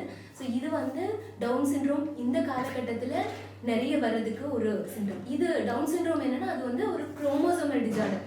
குரோமோசோமல் இவ்வளோ அளவு இருக்கணும்னு இருக்குது. ஸோ அதில் வந்து கொஞ்சம் சேஞ்சஸ் இது பண்ணுறதுனால இந்த குழந்தைங்களும் மோட்டர் ஸ்கில்ஸ் அப்படின்னு சொல்கிறாங்க. அவங்க ஃபிசிக்கலாகவும் கொஞ்சம் வேறு மாதிரி இருப்பாங்க, நாக்கு வெளியில் தள்ளிகிட்டே இருப்பாங்க. பட் அவங்க பொறுமையாக லிசன் பண்ண கொஞ்சம் பிஹேவியர் இஷ்யூஸ் என்னென்னா கோவம் வருது, மற்றவங்களை அடிக்கிறது, இந்த மாதிரிப்பட்ட ஃபீச்சர்ஸ் வரும். உங்களுக்கு அப்நார்மாலிட்டி இந்த ஃபேஸ் கூட பார்க்கலாம். அது ஏன்னா நோஸ் பிரிட்ஜெல்லாம் வந்து கொஞ்சம் ஃப்ளாட்டாக இருக்கும், கை வந்து கொஞ்சம் தட்டையாக இருக்கும். ஸோ இது வந்து நீங்கள் டயக்னோசிஸ் போகும்போது கண்டுபிடிச்சிடுவாங்க. இவங்களும் அதே தான். நீங்கள் வந்து ப்ராப்பர் இன்டர்வென்ஷன் பண்ணிங்கன்னா நார்மல் கிட் மாதிரி இருப்பாங்க, except for the physical changes நம்ம பார்க்குறது தவிர மற்றபடி வந்து அவங்கள நம்ம வந்து நல்லபடியாக ரீஹாபிலிட்டேட் பண்ணுறீங்க அப்படின்னா இவங்களையும் நம்மளால் வந்து நல்ல லெவலுக்கு கொண்டு போக முடியும். லேர்னிங் டிசபிலிட்டினா கற்றலில் குறைபாடு உள்ள குழந்தைங்க. இது ரொம்ப காமனாக இருக்காங்க. ஸ்கூலில் பார்த்தீங்கன்னா ஒரு ரொம்ப பர்சன்டேஜ் ஆஃப் கிட்ஸ் இப்போ ஒரு 10 கிட்ஸ் இருந்தாங்கன்னா அட்லீஸ்ட் 3 கிட்ஸ் வந்து அந்த மாதிரி இருக்காங்க. ஸோ ரொம்ப காமன். அதனால் பேரண்ட்ஸ் வந்து ஒரி பண்ண வேண்டிய தேவையில்லை. குழந்தைங்க வந்து எந்த இடத்துல லேக் ஆகுறாங்க, எந்த ஸ்கில் அவங்களுக்கு கம்மியாக இருக்குது அப்படின்னு நினச்சோன்னா அந்த ஏரியாஸில் நம்ம ஒர்க் பண்ணும்போது அவங்க வந்து நல்ல அவங்க வந்து ஒரு நல்ல லெவலுக்கு வருவாங்க. ஸோ இந்த லேர்னிங் டிசபிலிட்டி குழந்தைங்களுக்கு என்ன மாதிரி ஸ்கில்ஸ் லேக் ஆகுறாங்க, அவங்களுக்கு என்ன மாதிரி ஃபீல்டில் வந்து அவங்க நம்ம டெவலப்மெண்ட் பண்ணணுங்கிறத எக்ஸ்பிளைன் பண்ணுறேன் லேட்டர். ஸோ இப்போ வந்து இன்னும் ஒரு கேட்டகரி நான் அட்ரஸ் பண்ணுறேன். அது வந்து கிஃப்டட்னஸ். இவங்க வந்து நம்ம வீட்டில் இருப்பாங்க பிள்ளைங்க, எக்ஸ்ட்ராடினரிலி இன்டெலிஜென்ட்டாக இருப்பாங்க. எல்லா திறமையும், அதாவது நம்ம வந்து அவங்களுக்கு தீனி போட முடியாது. புக்ஸ் ரீடிங் பயங்கரமாக இருக்கும், படிச்சுட்டே இருப்பாங்க, மார்க்ஸ் ரொம்ப ஸ்கோர் பண்ணுவாங்க. அவங்களோட நீங்கள் பார்த்துருப்பீங்க, ப்ரமோஷன் கூட போட்டுடுவாங்க. ஸ்கூலில் போட்டிங்கன்னா இவங்க வந்து ஃபஸ்ட் ஸ்டாண்டர்டில் இருக்காங்க, பட் வந்து they are capable to go to 3rd or 4th grade அப்படின்னு சொல்லிடுவாங்க டீச்சர். ஸோ அந்த லெவலில் அவங்க வந்து ரொம்ப ஹைலி இன்டலெக்சுவலாக இருப்பாங்க. ஆனால் இவங்களோட ட்ராபேக் என்னன்னு சொன்னால் கம்யூனிகேட் பண்ண மாட்டாங்க. இவங்களுக்கு என்ன தேவைங்கிறத உங்ககிட்டயோ அவங்கள சுற்றி இருக்கவங்ககிட்டயோ தெரியப்படுத்த மாட்டாங்க. கூட இருக்கக்கூடிய சில்ட்ரன் கிட்ட மிங்கிள் ஆகிற மாட்டாங்க. எக்ஸ்ட்ரா கரிக்குலர் ஆக்டிவிட்டீஸ்லேயும் கொஞ்சம் இன்ட்ரெஸ்ட் வந்து அவங்களுக்கு கம்மியாக இருக்கும். லைக் அவங்க எதில் வந்து இருக்கிறாங்க, இப்போ படிப்பு ஒன்லி அகாடமிக் லெவலில் வந்து அவங்க ரொம்ப வந்து மேலே வந்து முன்னேறிட்டே வருவாங்க. ஸோ இவங்களும் ஒரு category. So special need kids வந்து நிறைய இருக்காங்க. நிறைய நம்ம ஸ்கூலில் பார்க்கலாம், நம்ம ஃபேமிலியில் பார்க்கலாம். இவங்களை வந்து ஏர்லியராக ஐடென்டிஃபை பண்ணிட்டோம் அப்படின்னா ஏர்லியாக இன்டர்வென்ஷன் பண்ணலாம். இன்டர்வென்ஷன் நம்ம ட்ரீட்மெண்ட் பண்ணிவிட்டு அவங்கள வந்து சராசரியாக எல்லா குழந்தைங்களும் கூட நார்மலாக ஸ்கூலில் போயிட்டு நார்மலாக அவங்க எல்லா ஆக்டிவிட்டீஸும் பண்ணலாம். ஸோ ஏர்லி ஐடென்டிஃபிகேஷன் எந்த ஏஜ் குரூப்பில் அப்படி பண்ணலான்னா அது வந்து டிபெண்ட்ஸ். இன்னும் ஒரு கேட்டகரி நான் மிஸ் பண்ணிட்டேன், செரிப்ரல் பால்சி. ஸோ இது வரைக்கும் நான் சொன்ன இது எல்லாமே வந்து இது மாதிரி அட்டென்ஷனில் ப்ராப்ளம் இருக்கும், லேர்னிங்கில் ப்ராப்ளம் இந்த மாதிரி இருக்கும். ஸோ செரிப்ரல் பால்சியில் வந்து ஒருவேளை வந்து அவங்களுக்கு வந்து இன்டெலிஜென்ஸ் லெவல்லே அவங்களுக்கு ப்ராப்ளம் இருக்க வாய்ப்பு இருக்குது. பெரும்பாலும் அந்த part of the brain which controls the motor activity, motor skill, அதுதான் அவங்களுக்கு வந்து டேமேஜ் ஆகிருக்கும். ஸோ அதனால் என்ன ஆகும்னா அவங்களுக்கு வந்து நம்ம நார்மலாக வந்து டெவலப்மெண்ட் பார்த்தோன்னா 3 மாதத்தில் வந்து ஒரு குழந்தையோட தலை நிற்கணும், நம்ம நல்லா ஸ்ட்ரைட்டாக நம்மளால் தூக்கி வைக்க முடியும், குழந்தைய வந்து நம்ம பயம் இல்லாமல் தூக்கலாம். அதுக்கப்புறம் வந்து ஒரு 6 மாதம் போச்சு அப்படின்னா உட்கார வைக்க முடியும், அப்புறம் மெதுவாக தவழ ஆரம்பிக்கும், இந்த மாதிரிப்பட்ட இது இருக்கும். 1 வயசு ஆகும்போது நிற்கும், அதுக்கப்புறம் நடக்க ஆரம்பிக்கும். பட் இந்த குழந்தைங்க என்ன ஆவாங்கன்னா 3rd month 4th month 5th month ஆனாலும் உங்களுக்கு தலை நிற்காது. ஏன்னா அவங்களோட அந்த மசில்ஸ்க்கு அந்த ப்ராப்பர் ஸ்ட்ரென்த் இல்லை அவங்களுக்கு. ஸோ பிரெயின் தான் அவங்களுக்கு கண்ட்ரோல் பண்ணுது இந்த மசில் ஸ்ட்ரென்த் அண்ட் இது எல்லாமே. ஸோ இது வந்து அவங்களுக்கு அந்த பர்டிகுலர் ஸ்ட்ரென்த் கிடைக்காததுனால, நெக் மசில்ஸோட ஸ்ட்ரென்த் கிடைக்காததுனால அவங்களுக்கு தலை நிற்காது. உட்காரதுக்கு வந்து பேக் மசில்ஸ் தேவைப்படுது, அந்த ஸ்ட்ரென்த் டெவலப் ஆகாது. ஸோ இந்த ஸ்ட்ரென்த்தை unless you give exercise for their strength, அவங்களுக்கு வந்து நீங்கள் டெவலப்மெண்ட் நீங்கள் அவங்கள கண்டுக்காமல் விட்டுட்டிங்கன்னா அவங்க அப்படி படுத்தே தான் இருப்பாங்க, அவங்க அடுத்த டெவலப்மெண்ட்டுக்கு போக மாட்டாங்க. ஸோ ஸோ இவங்கள வந்து நம்ம ஏர்லியர் ஐடென்டிஃபை பண்ணுறது முக்கியம். நான் சொன்ன மற்ற கேட்டகரி ஆட்டிசம் ADHD எல்லாம் வந்து நம்ம வந்து மிஸ் பண்ண வாய்ப்பு இருக்குது. ஏன்னா வந்து சின்ன சின்ன இதெல்லாம் நம்ம நோட் பண்ணணும். என்னென்னா அவங்க கண்ணுக்கு கண்ணு பார்க்குறாங்களா, விளையாட்டில் இன்ட்ரெஸ்ட் காட்டுறாங்களா. ஏன்னா விளையாட்டு நம்ம வந்து சும்மா வந்து ஏதாவது ப்ளே டாய்ஸ் இருந்ததுன்னா அந்த குழந்தைங்க வந்து ஏதாவது இன்னோவேட்டிவாக விளையாடுவாங்க, இது நார்மலாக விளையாடுவாங்க பிள்ளைங்க. பட் இந்த விளையாட்டு டாய்ஸ் கொடுத்து அது விளையாடாத கண்டுக்காம அவங்க பாட்டு தனியாக வந்து அவங்க கை கால் வச்சு அவங்க விளையாடிட்டு இருப்பாங்க. அதை கண்டுக்கவே மாட்டாங்க, விளையாட்டு பொருள் அவங்களுக்கு தேவைப்படாது. ஸோ இந்த மாதிரிப்பட்ட இது செல்ஃப் ஸ்டிமுலேட்டரி, இந்த மாதிரி சும்மா ராக் பண்ணுறது, அவங்க கை வச்சு ஏதாவது மேனரிசம் பண்ணுறது, இந்த மாதிரிப்பட்டது நம்மளால் பார்க்க முடிஞ்சுது, நோட் பண்ண முடிஞ்சதுன்னா ஃபைன்.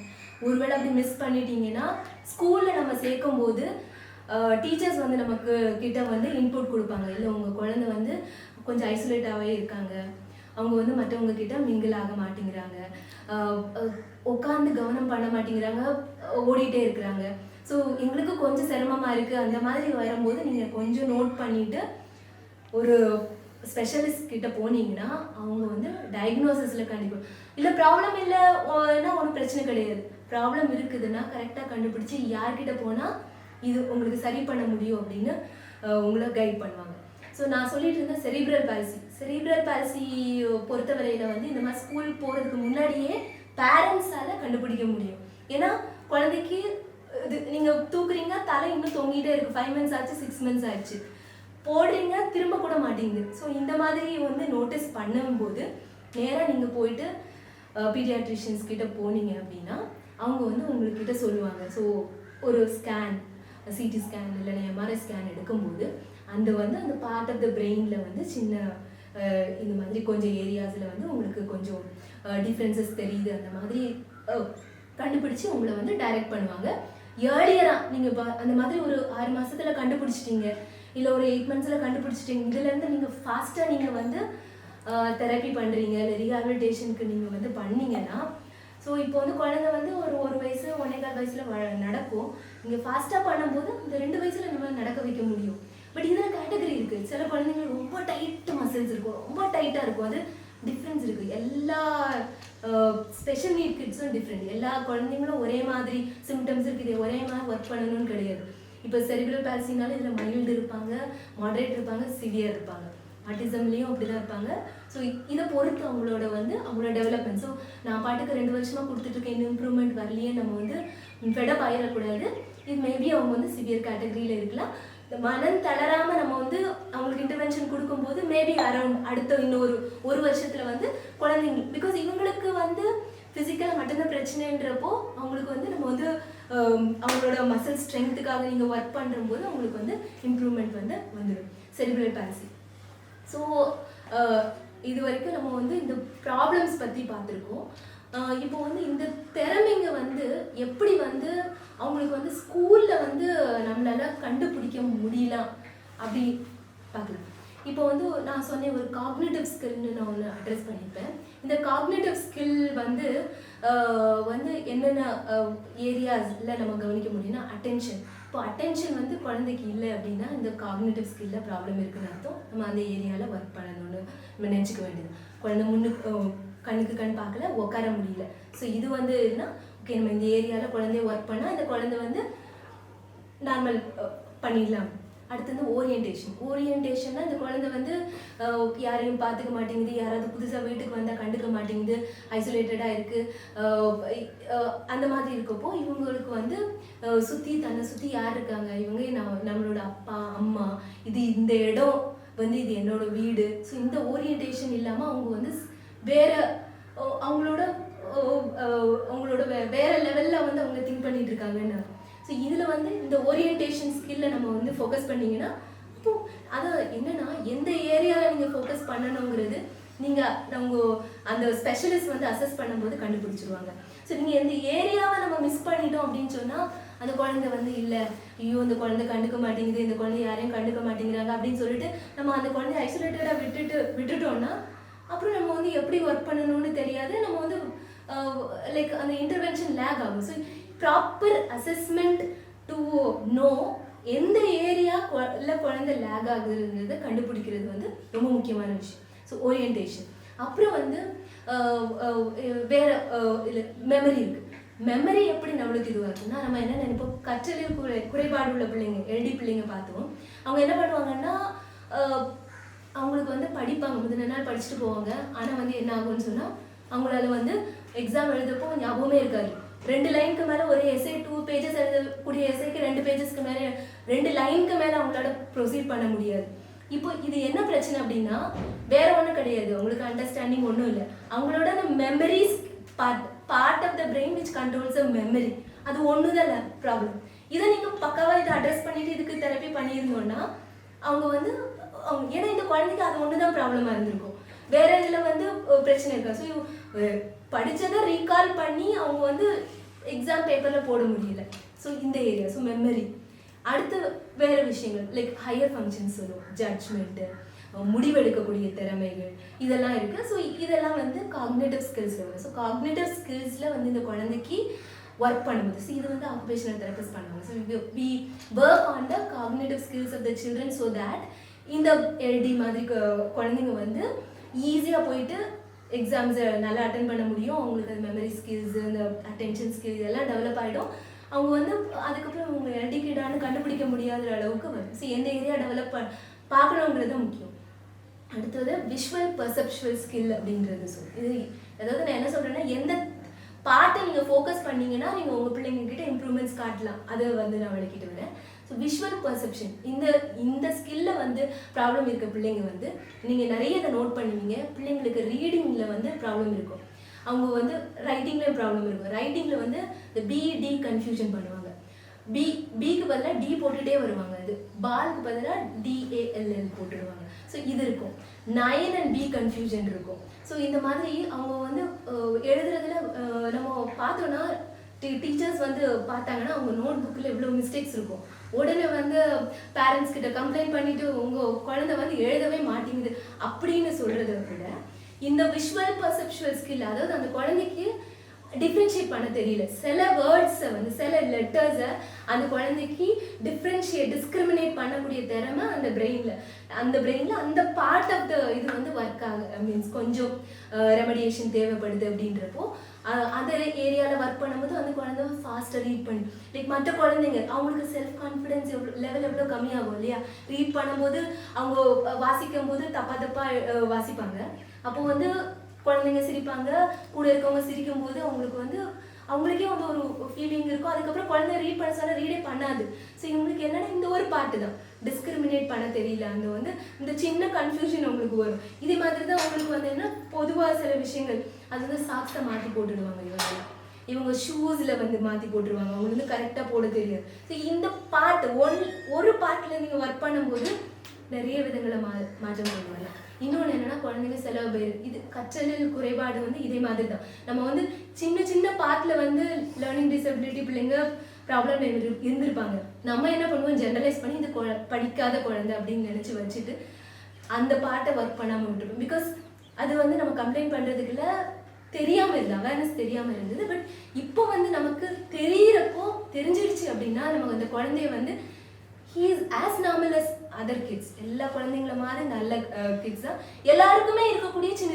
ஏன்னா ஒரு குழந்தைக்கு ஒரு நம்ம அடல்ட்ஸே பார்த்தோம்னா கோபங்கிறது நம்மளோட வீக்னஸாக இருக்கலாம். அதனால நீ கோவம்னால இப்போ வந்து நீ ஒரு லைக் உனக்கு ஒரு பெரிய மேஜர் இஷ்யூன்னு நம்ம சொல்ல முடியாது. ஸோ சிலவங்களுக்கு வந்து குயிக் டிசிஷன் மேக்கிங் ஸ்கில் இல்லாமல் இருக்கலாம். ஸோ அதனால நீ வந்து ஒன்றுக்கு மேலே ஆகிக்கல அந்த மாதிரி சொல்லணும். இதே மாதிரி இந்த குழந்தை ஏதோ ஒரு சின்ன பார்ட்டில் மட்டும்தான் அவங்க ப்ராப்ளம் இருக்குது. இது இன்டர்வீன் பண்ணும்போது அவங்க வந்து அவங்களுக்கு பிரச்சனையே இல்லாமல் அவங்க வந்து அகாடமிக் ஸ்கில்ஸ் மற்ற குழந்தைங்கள மாதிரி பண்ணிட போகிறாங்க. அவங்க குழந்தைங்க இந்த மாதிரி பெரிய லெவலில் லேக், இவ்வளோ மார்க்ஸ் வாங்கக்கூடிய 100 மார்க்ஸ் வாங்குற ஒரு குழந்தை மற்ற பிள்ளைங்களால வாங்க முடியல அப்படின்ற ஒரு பெரிய, அடுத்த குழந்தை வந்து 0 மார்க் வாங்குது, 10 மார்க் வாங்குது, இந்த மாதிரி வாஸ்ட் வேரியேஷன் இருக்க வாய்ப்பே வராது. ஸோ இந்த மாதிரி எல்டி கிட்ஸ் வந்து நிறைய இருக்காங்க ஸ்கூலில். ஸோ இதை வந்து நம்ம வந்து இந்த விஷுவல் பர்செப்சுவல் ஸ்கில், அவங்க பார்க்குறது, ரீட் பண்ணுறது, இதில் வந்து இந்த போர்ட் காப்பி பண்ண சில நேரம் வந்து ஃபிகர் கிரவுண்ட் பர்செப்ஷன் ஒன்று இருக்குது. நீங்கள் இந்த டேபிளில் நிறைய திங்ஸை போட்டுட்டு ஒரு பர்டிகுலர் திங்கை எடுக்க சொன்னீங்க அப்படின்னா இந்த குழந்தை வந்து சில குழந்தைங்க வந்து ஸ்ட்ரகிள் பண்ணுவாங்க. ஆனால் இது மற்ற இதில் நல்லா வாய் பேசும், எல்லாம் பண்ணும். ஆனால் இது வந்து தெரியும். கொஞ்ச நேரம் பார்த்துட்டே இருக்கும், அந்த சாவி எடுந்து இவ்வளோ திங்ஸில் இருந்துன்னா அவ்வளோ ஸ்ட்ரகிள் பண்ணுவாங்க. இதுக்கு வந்து வேற பிரச்சனை என்ன, அப்போ உனக்கு அறிவே கிடையாது அந்த மாதிரி கிடையாது. இதே குழந்தை என்ன ஃபேஸ் பண்ணும் அப்படின்னா, போர்டில் இருந்து அந்த பேக்ரவுண்டில் இருந்து அந்த லெட்டர்ஸை காப்பி பண்ணுறதுக்கு ஸ்ட்ரகிள் பண்ணும். இப்போ என்ன நினைப்போம், சீக்கிரமாக எழுதுன்னு டீச்சர் ரஷ் பண்ணுவாங்க, எழுதலைன்னு அடிக்க கூட செய்வாங்க. ஆனால் என்னென்னா இந்த குழந்தைக்கு இதுதான் இந்த ஃபிகர் கிரவுண்ட் பர்செப்ஷன். இதில் நம்ம இந்த ஆக்டிவிட்டி பார்க்கும்போது தெரியும், இது ஸ்ட்ரகிள் பண்ணுற குழந்தை கண்டிப்பாக போர்ட்லேருந்து காப்பி பண்ணுறதுல ப்ராப்ளம் இருக்கும். ஸோ இந்த மாதிரி எல்டிங்கிறது நிறைய விஷயங்களில் வந்து குழந்தைங்க நம்ம அட்ரஸ் பண்ணும்போது லேர்னிங்கில் வந்து வரக்கூடிய நிறைய பிரச்சனைகளுக்கு வந்து நம்ம இந்த ஸ்கில்ஸை நம்ம வந்து ஒர்க் அவுட் பண்ணோன்னா பக்காவாக குழந்தைங்க வந்து ட்ரெயின் அப் ஆகிடுவாங்க. ஸோ அதனால் பயப்பட வேண்டிய தேவையில்லை. அடுத்தது வந்து நான் என்ன ஏரியா சொல்ல வரேன்னா, மோட்டர் ஸ்கில்ஸ். நான் இப்போ வந்து விஷுவல் பர்செப்ஷன் ஸ்கில்ஸ் சொன்னேன். மோட்டர் ஸ்கில்ஸ் அப்படின்னா நான் சொன்ன மாதிரி இந்த செரிப்ரல் பால்சி இந்த குழந்தைங்களுக்கு எல்லாம் வந்து அந்த அவங்களுக்கு வந்து டோன்னு சொல்லுவோம், மசில் டோன். நமக்கு இந்த நார்மல் டோன் இருக்கிறதுனால வந்து நம்ம கையை மூவ் பண்ண முடியும். இந்த குழந்தைங்களுக்கு அந்த பிரெயினில் இருக்கக்கூடிய சின்ன டேமேஜ் எதுனால இருந்தாலும் அதனால வந்து அவங்களுக்கு என்ன ஆகும்னு சொன்னால், அவங்களுக்கு கை காலம் நல்லா டைட்டாக இருக்கும். நீங்கள் பார்த்தீங்கன்னா தெரியும், குழந்தைங்க வந்து நம்மளுக்கு கை இந்த இடத்துல மூவ் பண்ணணுன்னா அவ்வளோ கஷ்டப்படணும் அப்படி இருக்கும். அவங்க அதே மாதிரி அவங்க உடம்புல ஃபுல்லாக இடத்துலையுமே டைட்னஸ் இருக்கும். ஸோ இது வந்து அவங்களோட பிரெயினில் உள்ள அந்த பெத்தாலஜியில் நடந்தது. அதே மாதிரி அவங்களோட மசில்ஸும் வந்து கொஞ்சம் வீக்காக இருக்கும். ஸோ இந்த மசில் டோனை நார்மலைஸ் பண்ணுறது ப்ளஸ் மசில் பவரை நம்ம வந்து சில டெக்னிக்ஸ் மூலமாக நம்ம வந்து பண்ணும்போது அந்த எதில் லேக் ஆகுறாங்க, இந்த குழந்தை வந்து 6 மாதம் ஆகியும் தலை நிற்கல அப்படின்றப்போ இந்த ஏரியாஸ் ஒர்க் பண்ணும்போது நம்ம ஃபாஸ்ட்டாக நம்ம வந்து இம்ப்ரூவ்மெண்ட்ஸ் கொண்டு வந்துடலாம். இது தவிர ஆட்டிசம் ADHD குழந்தைங்களுக்கும் மோட்டார் ஸ்கில்ஸில் ப்ராப்ளம் இருக்கும். அவங்க என்னென்னா ரொம்ப லூஸாக இருக்கும், அவங்களுக்கு பென் கிரிப் அவங்களுக்கு இருக்காது. பென்சில் வச்சு எழுதும்போது ரொம்ப லூஸாக, ஒன்றும் ரொம்ப டைட் பண்ணுவாங்க, ஒன்றும் லூஸ் பண்ணுவாங்க. அவங்களுக்கு வந்து எப்படி வந்து அவங்க மோட்டார் ஸ்கில்ஸை யூஸ் பண்ணணுன்ற திறமை இருக்காது. நல்ல இப்படி சிட்டிங் பாஸ்டர் வச்சுருப்பாங்க. தயவு செஞ்சு உங்கள் குழந்தைங்க வந்து இப்படி உக்காந்துட்டாங்கன்னா கரெக்ட் பண்ணி இப்படி உக்காரணுன்றதை ட்ரைனிங் பண்ணுங்கள். அட்டென்ஷன், கவனம் எல்லாம் அப்படியே வந்துடும். ஸோ இவங்க என்ன பண்ண இப்படி யூஸ் பண்ண அவங்களோட back muscles and abdominal muscles வந்து வேலையே செய்யாது. அவங்க வந்து அவங்க என்ன பண்ணுவாங்கன்னா, அவங்க வந்து அகாடமிக்லேயும் அவங்களுக்கு கான்சன்ட்ரேஷன் கம்மியாக இருக்கும், ஸ்போர்ட்ஸ் ஆக்டிவிட்டிலையும் அந்த குழந்தையால பண்ண முடியாது. ஸோ இது ஒரு நம்ம என்ன செய்வோம், எல்லாத்துலேயும் பெஸ்ட்டாக இருக்குது, ஆனால் அந்த குழந்தை வந்து ஸ்போர்ட்ஸில் மட்டும் லாய்க் பட அப்படின்னு நம்ம நினைப்போம். பட் இந்த ஆங்கிளில் நீங்கள் ஒர்க் பண்ணும்போது எல்லா லெவல்லையும் வந்து அந்த குழந்தை நல்லா வரலாம். ஸோ இந்த மாதிரி இன்னொன்று என்னென்னா, இந்த டபிள்யூ சிட்டிங் நீங்கள் பார்த்துருப்பீங்க. குழந்தை வந்து காலை வந்து அந்த மாதிரி சேர்த்து வச்சு இந்த டபிள்யூ சீட்ஸில் மாதிரி உட்காந்துருப்பாங்க. ஸோ அது மாதிரி இருந்தால் கூட கரெக்ட் பண்ணிடணும். அதுவும் வந்து பின்னாடி வந்து நமக்கு டேமேஜ் உண்டு பண்ணும். காலை அதே மாதிரி தூக்கிட்டு நடப்பாங்க, காலை ஊனிட்டு இல்லாமல் தூக்கிட்டு. இந்த மாதிரி மோட்டார் ஸ்கில்ஸ் எல்லாம் நம்ம வந்து இன்டர்வியூ பண்ணும்போது கரெக்டான நம்ம ட்ரீட்மெண்ட் அண்ட் தெரப்பி கொடுக்கும்போது இதெல்லாம் வந்து சரி பண்ணிடலாம். அடுத்தது வந்து ரொம்ப முக்கியம் sensory processing skill. Sensory processing தான் இது வந்து நம்ம ஸ்பெஷல் நீட் கிட்ஸ்க்கு ரொம்ப இருக்கக்கூடிய ஒரு முக்கியமான பிரச்சனை. இது என்னன்னு சொன்னால், இதில் வந்து நமக்கு முக்கியமான சென்சஸ் சொல்லணும்னா டாக்டைல் சென்சர், தொடு உணர்ச்சி சொல்லுவோம். இதில் பிரச்சனை இருக்கக்கூடிய பிள்ளைங்க இதில் வந்து ப்ராசஸிங், இந்த டாக்டைல் ப்ராசஸிங், டாக்டைல்னாலே skin related, touch related. So இதில் ப்ராசஸிங் டிஃபிகல்ட்டி உள்ள பிள்ளைங்க நமக்கே நம்ம வீட்டில் பார்த்துருப்போம். சில நேரம் வந்து இரிட்டபிளாக இருப்பாங்க, சில பர்டிகுலர் ட்ரெஸ்ஸு தான் போடணும்னு நினைப்பாங்க. நம்ம வேறு மாதிரி ட்ரெஸ் ஏதாவது கொடுத்தோன்னு சொன்னால் இரிட்டபிள் ஆவாங்க. அவங்க அந்த ட்ரெஸ்ஸை கழட்டி போட்டால் தான் அவங்களுக்கு வந்து நிம்மதியாக இருக்கும். நம்ம பார்ட்டி வேர் ட்ரெஸ்ஸஸ்ன்னு சொல்லிட்டு 1500 2000 சொல்லிட்டு பட் ரொம்ப ஒரு மாதிரி ஒர்க்ஸ் இருக்க மாதிரிப்பட்ட ட்ரெஸ்லாம் கொடுப்போம். அந்த ட்ரெஸ்ஸஸ்லாம் அவங்களால டாலரேட் பண்ண முடியாது. கம்ஃபர்டபுளாக காட்டனாக ரொம்ப சிம்பிள் ட்ரெஸ்ஸஸ் தான் அவங்களால போட முடியும். அவங்களுக்கு அந்த இரிட்டபிலிட்டி இருக்கும். அதே மாதிரி குழந்தை சாப்பிடலன்னு சொல்லிட்டு டீச்சர்ஸ் சொல்லுவாங்க, ஃபாஸ்ட்னஸ் இல்லை, தொடவே மாட்டேங்குது அப்படின்னா இது வந்து பிரச்சனை கிடையாது. அவங்களுக்கு அந்த ஸ்டிக்கி அவங்க இந்த மாதிரி sensory processing, tactile processing problem உள்ள குழந்தைங்களுக்கு வந்து சில சாம்பார் சாதம் இல்லை வந்து தயிர் சாதம் இதெல்லாம் வந்து தொட்டு அவங்களுக்கு இரிட்டபிளாக ஃபீல் பண்ணுவாங்க. நம்ம என்ன பண்ணுவோம், கோவப்பட்டு சாப்பிடலையா அப்படின்னு சொல்லிட்டு திட்டுவோம். இல்லைன்னு சொன்னால் அவங்கள வந்து அவங்களுக்கு நிஜமாவே குழந்தைங்க ரொம்ப எமோஷனல் ஸ்ட்ரெஸ் ஃபேஸ் பண்ணுவாங்க. ஏன்னா அவங்களுக்கு வந்து இதுதான் ப்ராப்ளம் நம்மளுக்கு தெரியாததுனால. இது வந்து இந்த ப்ராப்ளம் தான், இந்த வெறும் இந்த டாக்டைல் ப்ராசஸிங்கில் அவங்களுக்கு ப்ராப்ளம் இருக்கிறதுனால அவங்க வந்து இந்த மாதிரி அவங்களுக்கு வந்து இரிட்டேஷன் இருக்கும். அது மாதிரி காலை வந்து தூக்கி வச்சு நடப்பாங்க. காலை வந்து கீழே வந்து ப்ரெஸ் பண்ணிட்டு நடந்தால் அவங்களுக்கு வந்து அந்த கிரவுண்டை ப்ரெஸ் பண்ணிட்டு கிரவுண்டை டச் பண்ணக்கூடிய அந்த சென்சேஷன் வந்து அவங்களுக்கு பிடிக்காது. ஸோ அவங்க வந்து அவாய்ட் பண்ணுவாங்க. இது வந்து டாக்டைல் ப்ராசஸிங்கில் ப்ராப்ளம் இருக்கும். இன்னும் அடுத்தது வந்து ஆடிட்டரி ப்ராசஸிங். ஆடிட்டரின்னா நம்ம காது கேட்கறது ரிலேட்டட் ஆன ப்ராசஸிங் ப்ராப்ளம். இந்த குழந்தைங்களும் ரொம்ப காமனாக பார்ப்போம். இவங்க வந்து சவுண்ட் மேக் பண்ணிகிட்டே இருப்பாங்க. ஸோ ஸ்பெஷல் நீட் கிட்ஸ் வந்து நிறைய பேர் சவுண்டு தேவையில்லாமல் சவுண்டு இருப்பாங்க, ஏதாவது சவுண்டு வாயில் பண்ணிகிட்டே இருப்பாங்க. இவங்களுக்கு வந்து ஆடிட்டரி ப்ராசஸிங் ப்ராப்ளம் இருக்க வாய்ப்பு இருக்குது. ஸோ இவங்க என்ன பண்ணுவாங்கன்னா அவங்களுக்கு வந்து அந்த காதில் வந்து அந்த லைக் அவங்களுக்கு வந்து அவங்க இந்த சவுண்ட்ஸை வந்து அவங்க வந்து கேட்டுகிட்டே இருக்கணும்னு நினைப்பாங்க. ஸோ அவங்க வந்து they're happy to hear variety of sounds இந்த மாதிரி இருக்கும். அதே மாதிரி கிடைக்கிற பொருளை தான் டப்பு டப்புன்னு போட்டுகிட்டே இருப்பாங்க. நம்ம என்ன நினைப்போம், குழந்தை வந்து நம்ம பாட்டுக்கு அடுக்கி வச்சுட்டு போட்டுட்டு இருக்கோம்னு நினைப்போம். ஆனால் அந்த குழந்தைக்கு அது பிடிக்குது, அந்த சவுண்டை சீக் பண்ணுறது பிடிக்குது. இதே மாதிரி சில சவுண்ட்ஸ் டீச்சர் கிளாஸ் நடத்திட்டு இருப்பாங்க, இந்த பிள்ளைங்களுக்கு வந்து கிளாஸ் நடத்துறது அட்டென்ட் பண்ண மாட்டாங்க, தூங்கிட்டு இருப்பாங்க, இல்லை வந்து அவங்க என்ன பண்ணுவாங்க கத்துவாங்க. ஏன்னா அந்த டீச்சரோட சவுண்ட் அவங்களுக்கு பிடிக்கல. சில நேரம் சில டீச்சரோட சவுண்ட் அவங்களுக்கு பிடிக்கும், சில சவுண்டை வந்து அவங்களுக்கு வந்து அந்த பிரெயினால் அக்செப்ட் பண்ண முடியாது. அதனால இரிட்டேட் ஆவாங்க, சத்தம் போடுவாங்க, இல்லைன்னா படுத்து பேசாமல் தூங்கிடுவாங்க. ஸோ இந்த மாதிரி இருக்கும். ஸோ இது வந்து ஆடிட்டரி ப்ராசஸிங். இவங்க இந்த குழந்தைங்க வந்து ஸ்பீச் டிலே கூட இருக்கும் இவங்களுக்கு. ஸோ இவங்களுக்கு வந்து இன்னொன்று என்னென்னா அவங்க பேக்ரவுண்டு, நீங்கள் நேம் கால் ரெஸ்பான்ஸ் பண்ண மாட்டாங்க. நீங்கள் எவ்வளோ நேரம் அந்த குழந்தை ஏதோ விளையாடிட்டே இருக்கும், அந்த நேம் பர்டிகுலர் நேமை கூப்பிட்டுட்டே இருப்பீங்க, பட் நம்ம திரும்பி கூட பார்க்க மாட்டாங்க. ஏன்னா அவங்க அந்த பேக்ரவுண்டு சவுண்டுக்கு ரொம்ப கேட்டுகிட்டே இருப்பாங்க, அதை வந்து என்ஜாய் பண்ணி கேட்டுகிட்டே இருப்பாங்க. நீங்கள் கூப்பிடக்கூட அந்த குரல் வந்து அவங்களுக்கு வந்து அட்டென்ட் பண்ண மாட்டாங்க, because they're enjoying the sounds. So இந்த ஆடிட்டரி ப்ராசஸிங் ப்ராப்ளம் வந்து நிறைய விஷயங்கள் அதில் அட்ரஸ் பண்ணிங்க, அதில் தெரப்பி பண்ணிங்க அப்படின்னு சொன்னால் நிறைய விஷயங்களில் நம்ம இம்ப்ரூவ்மெண்ட் பண்ணலாம். அடுத்தது வந்து வெஸ்டிபுலர் ப்ராசஸிங். வெஸ்டிபுலர் ப்ராசஸிங்கில் ப்ராப்ளம் இருக்குது. இதுவும் நிறைய ஓடிட்டே இருப்போம், ஸ்பின் பண்ணிகிட்டே இருப்பாங்க. நம்ம ஸ்பெஷல் நீட் கிட்ஸ் நிறைய பார்த்தீங்கன்னா சுற்றிகிட்டே இருப்பாங்க. அவங்க அந்த சுற்றுறது வந்து அவங்களுக்கு ரொம்ப பிடிக்கும் அவங்களுக்கு.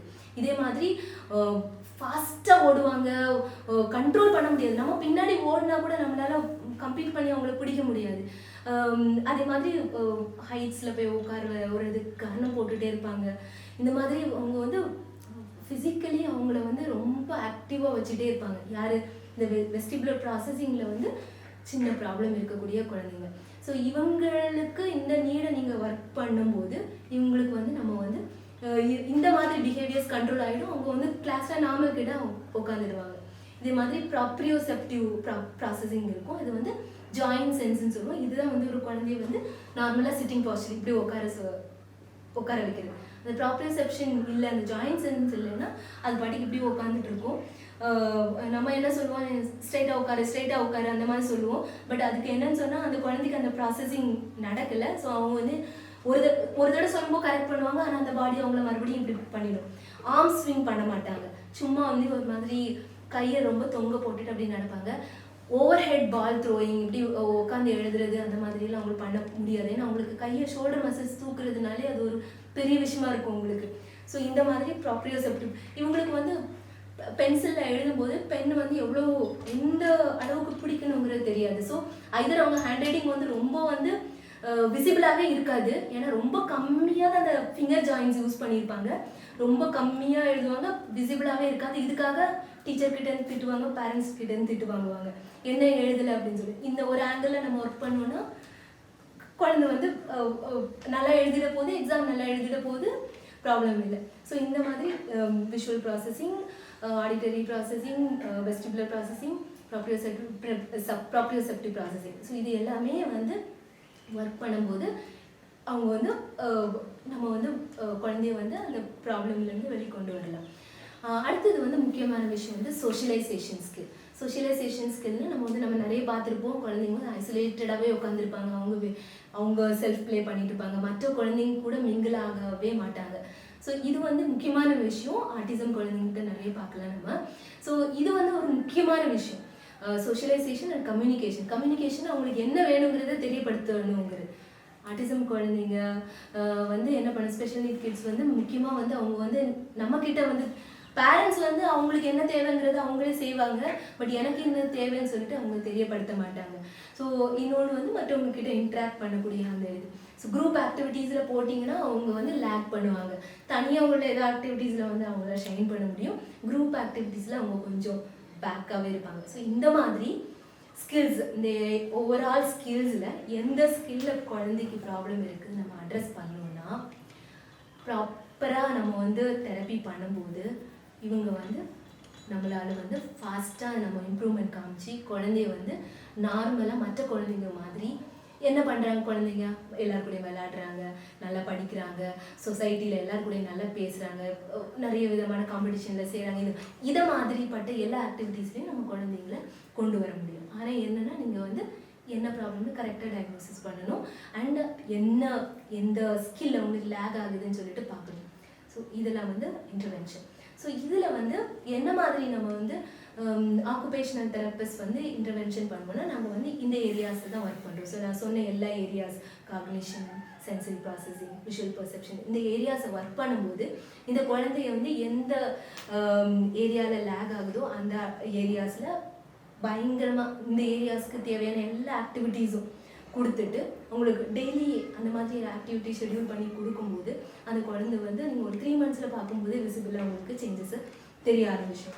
ஸோ அதுக்கப்புறம் home programs for the parents, ஏன்னா பேரண்ட்ஸ் வந்து கண்டிப்பாக ஒர்க் பண்ணணும். இந்த மாதிரி நீங்கள் நம்ம பார்த்துப்போம் ஆக்குபேஷனல் தெரப்பி டிபார்ட்மெண்ட் அந்த மாதிரி பார்த்தீங்கன்னா மல்டி சென்சரி நிறைய லைட்ஸ் எல்லாம் ஒர்க் வச்சு நல்ல சவுண்ட்ஸ் எல்லாம் வச்சு எல்லாம் ஒர்க் பண்ணிட்டு இருப்பாங்க. இவங்க என்ன பண்ணுவாங்கன்னா நான் சொன்னேன் இல்லையா அந்த சென்சரி ப்ராசஸிங் எவ்வளோ முக்கியம். ஸோ இந்த சென்சரி இன்புட் வந்து குழந்தைங்களுக்கு எவ்வளோ தூரம் கிடைக்கணும், இந்த சென்சரி ப்ராசஸிங்க்கு அவங்க ஒர்க் பண்ணுவாங்க. ஸோ இந்த மாதிரி சென்சரி இன்டகிரேஷன் தெரப்பி இந்த மாதிரி கொடுக்கும்போது இந்த குழந்தைங்களுக்கு ஓவரால் டெவலப்மெண்ட் நல்லா வரும். இதே மாதிரி செரிப்ரல் பால்சி சில்ட்ரனுக்கு வந்து neuro developmental therapy, maze therapy, இந்த மாதிரி வந்து சில ஃபிசிக்கல் மூமெண்ட்ஸ் அண்ட் மசில்ஸை வந்து டோனை வந்து அவங்க நார்மலைஸ் பண்ணுறதுக்கு அவங்களுக்கு ஸ்ட்ரென்த் வர்றதுக்கான தெரப்பீஸ் இருக்குது. இதெல்லாம் வந்து பண்ணும்போது அவங்க வந்து நல்ல விதத்தில் நல்ல சேஞ்சஸ் கொண்டு வர முடியும். ஸோ இதெல்லாம் வந்து நம்ம வந்து தெரப்பீஸ் பார்த்தோம். இப்போ வந்து இது தவிர பேரண்ட்ஸ் நம்ம வந்து என்ன பண்ணணும்? ஸோ தெரப்பீஸ் கிடைக்குது, தெரப்பிக்கு ரெகுலராக கூட்டிகிட்டு போங்க. அப்பப்போ போயிட்டு டாக்டர்ஸ் கிட்ட ரெவ்யூ வாங்கிக்கோங்க. எவ்வளோ தூரம் இம்ப்ரூவ்மெண்ட்ஸ் இருக்குங்கிறது நம்ம வந்து அப்பப்போ ரெவ்யூ வாங்கிக்கோங்க. தெரப்பீஸில் வந்து நீங்கள் வந்து கூட்டிகிட்டு போகணும். அதே மாதிரி நீங்கள் போயிட்டு ஒர்க் அவுட் பண்ணணும். என்னென்ன ஸ்கில்ஸ் அவங்க சொல்லுவாங்க இல்லையா, என்னென்ன ஸ்கில்ஸில் நம்ம ஒர்க் அவுட் பண்ணணும். அதில் வந்து நீங்களும் ஹோம் ப்ரோக்ராம்ஸ் நிறைய வந்து நீங்களும் ஷெட்யூல் பண்ணிக்கணும். இன்னொரு விஷயம் என்னன்னு சொன்னால் முக்கியமான விஷயம் என்னென்னா குழந்தைங்களுக்கு ஃப்ரீ ப்ளே நிறைய கொடுக்கணும். ஏன்னா நம்ம வந்து இப்போ உள்ள காலத்தில் நம்ம என்ன பண்ணுறோன்னா டைட்டாக இருக்குது. கரெக்டாக ஸ்கூல் போயிட்டு வராங்க, டியூஷன் அனுப்புகிறோம், அதுக்கப்புறம் அவங்களுக்கு ஏதோ நியூட்ரிட்டிவ் ஃபுட் ஏதோ கொடுக்கணும்னு கொடுக்குறோம்.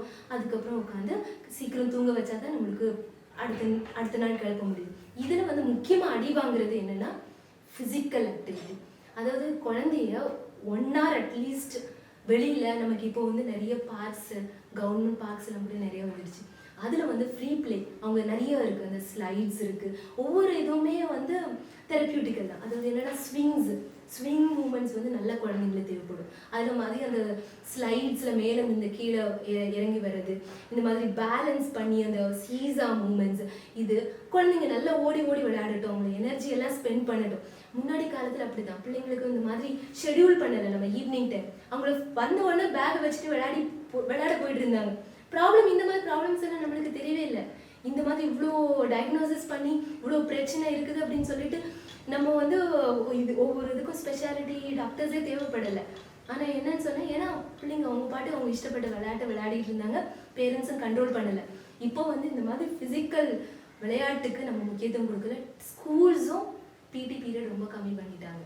அகாடமிக்ஸ்க்கு நிறைய இம்பார்ட்டன்ஸ் கொடுக்குறாங்க, இது கம்மி ஸோ இந்த குழந்தை என்ன பண்ணும்? அவங்களுக்கு மூவ்மெண்ட் தேவைப்படுது, தானாக இங்கே ஆஃப் பண்ணிகிட்டே இருக்கும், இப்படி மூவ் பண்ணிகிட்டே இருக்கும். அதுக்கு எதாவது பண்ணும், கை வச்சு ஏதாவது இப்படி பண்ணிகிட்டே இருக்கும். ஏன்னா அதுக்கு வந்து ஓடி விளையாடணும், கண்ட்ரோல் பண்ணி உட்கார வச்சுருக்கோம், ஏதாவது பண்ணிகிட்டு இருக்கோம், காலை ஷேக் பண்ணிகிட்டு இருக்கோம், செல்ஃப் ஸ்டிமுலேட்டரி பிஹேவியர்ஸ் இருக்கும். ஏன்னா அவங்களா ஏதாவது பண்ணிகிட்டே இருப்பாங்க.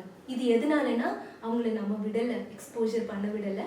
இதை வந்து நம்ம முக்கியமாக வந்து நம்ம பண்ணோன்னு சொன்னால் இது வந்து ரொம்ப சேஞ்சஸ் வந்து குழந்தைங்கள்கிட்ட கொண்டு வரும். அதுக்கப்புறம் ஜங்க் ஃபுட்ஸ் பேக்கெட் ஃபுட்ஸு இதெல்லாம் கொஞ்சம் நல்லா அவாய்ட் பண்ணணும்.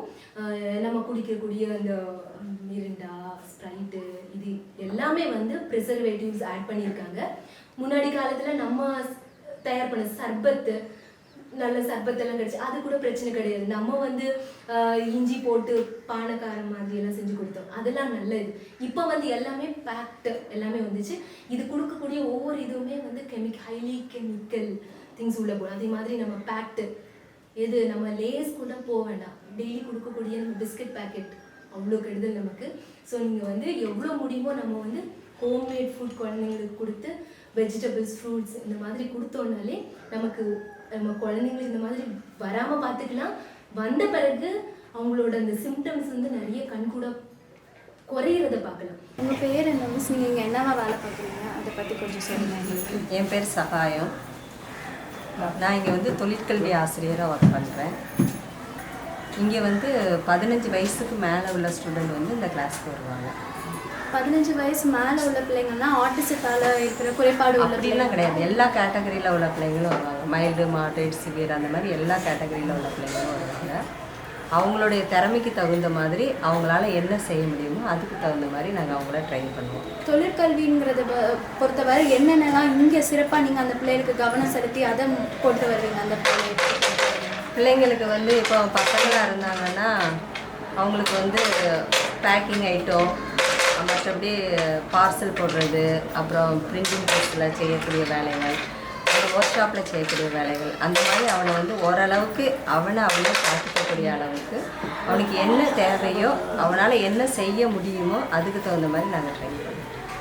நீங்கள் அந்த பொம்மைகள்லாம் அந்த குழந்தைங்க செஞ்சிட்ருக்காங்க இல்லையா, அதெல்லாம் பார்த்தோம். அந்த பிள்ளைங்க அது வந்து எப்படி அவங்களே தன்னால் இன்ட்ரெஸ்ட் எடுத்து செய்கிறாங்களா, இல்லை நம்மளா அந்த பிள்ளைங்களை கொண்டு வர வைக்கிறோமா? ஏன்னா சில பிள்ளைகள் பார்த்தீங்கன்னா இங்கே இருக்கிற பிள்ளைங்க பார்த்தீங்கன்னா அவங்களுக்குன்னு உள்ள தனியான உள்ள ஒரு உலகத்தில் தான் இருக்கிறாங்க.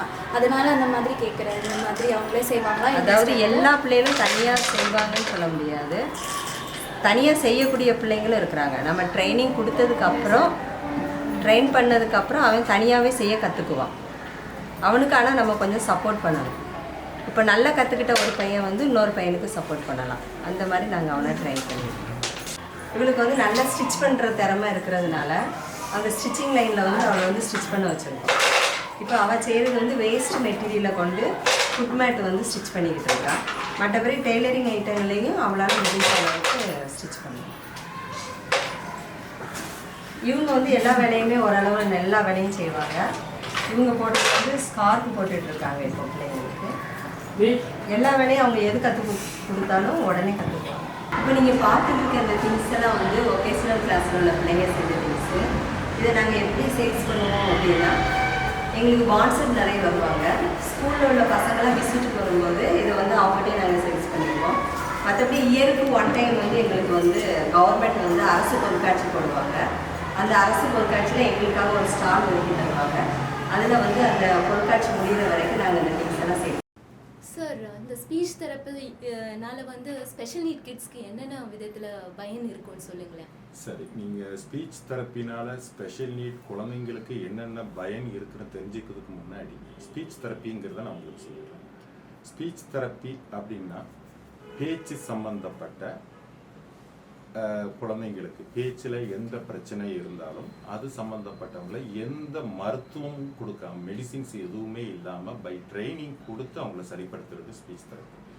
உதாரணத்துக்கு குழந்தைங்க வந்து ஆட்டிசம் குழந்தைங்கன்னு சொல்லுவாங்க, காது கேட்காதனால பேசாமல் இருப்பாங்க, வளர்ச்சி குறையிறதுனால பேசாமல் இருப்பாங்க. நிறைய பேருக்கு லேர்னிங் டிசபிலிட்டிஸ் அப்படின்னு கற்றலில் குறைபாடு, சிலருக்கு திக்கி பேசுவாங்க, பேச்சு நல்லா தான் இருக்கும் பட் பேசுறதுல திக்கி பேசுகிறவங்களா இருப்பாங்க. சில பேர் பார்த்தீங்கன்னா பெண் குரலில் பேசுவாங்க, அவங்களுக்கு ஒரு அடல்ட் பீரியட் தாண்டியும் பெண் குரலில் பேசுகிறவங்க. சிலருக்கு வாய்ஸில் நிறைய ப்ராப்ளம் இருக்கும், அஃபோனியான்னு சொல்லுவோம், சடனாக அவங்களுக்கு வாய்ஸ் போயிடும்.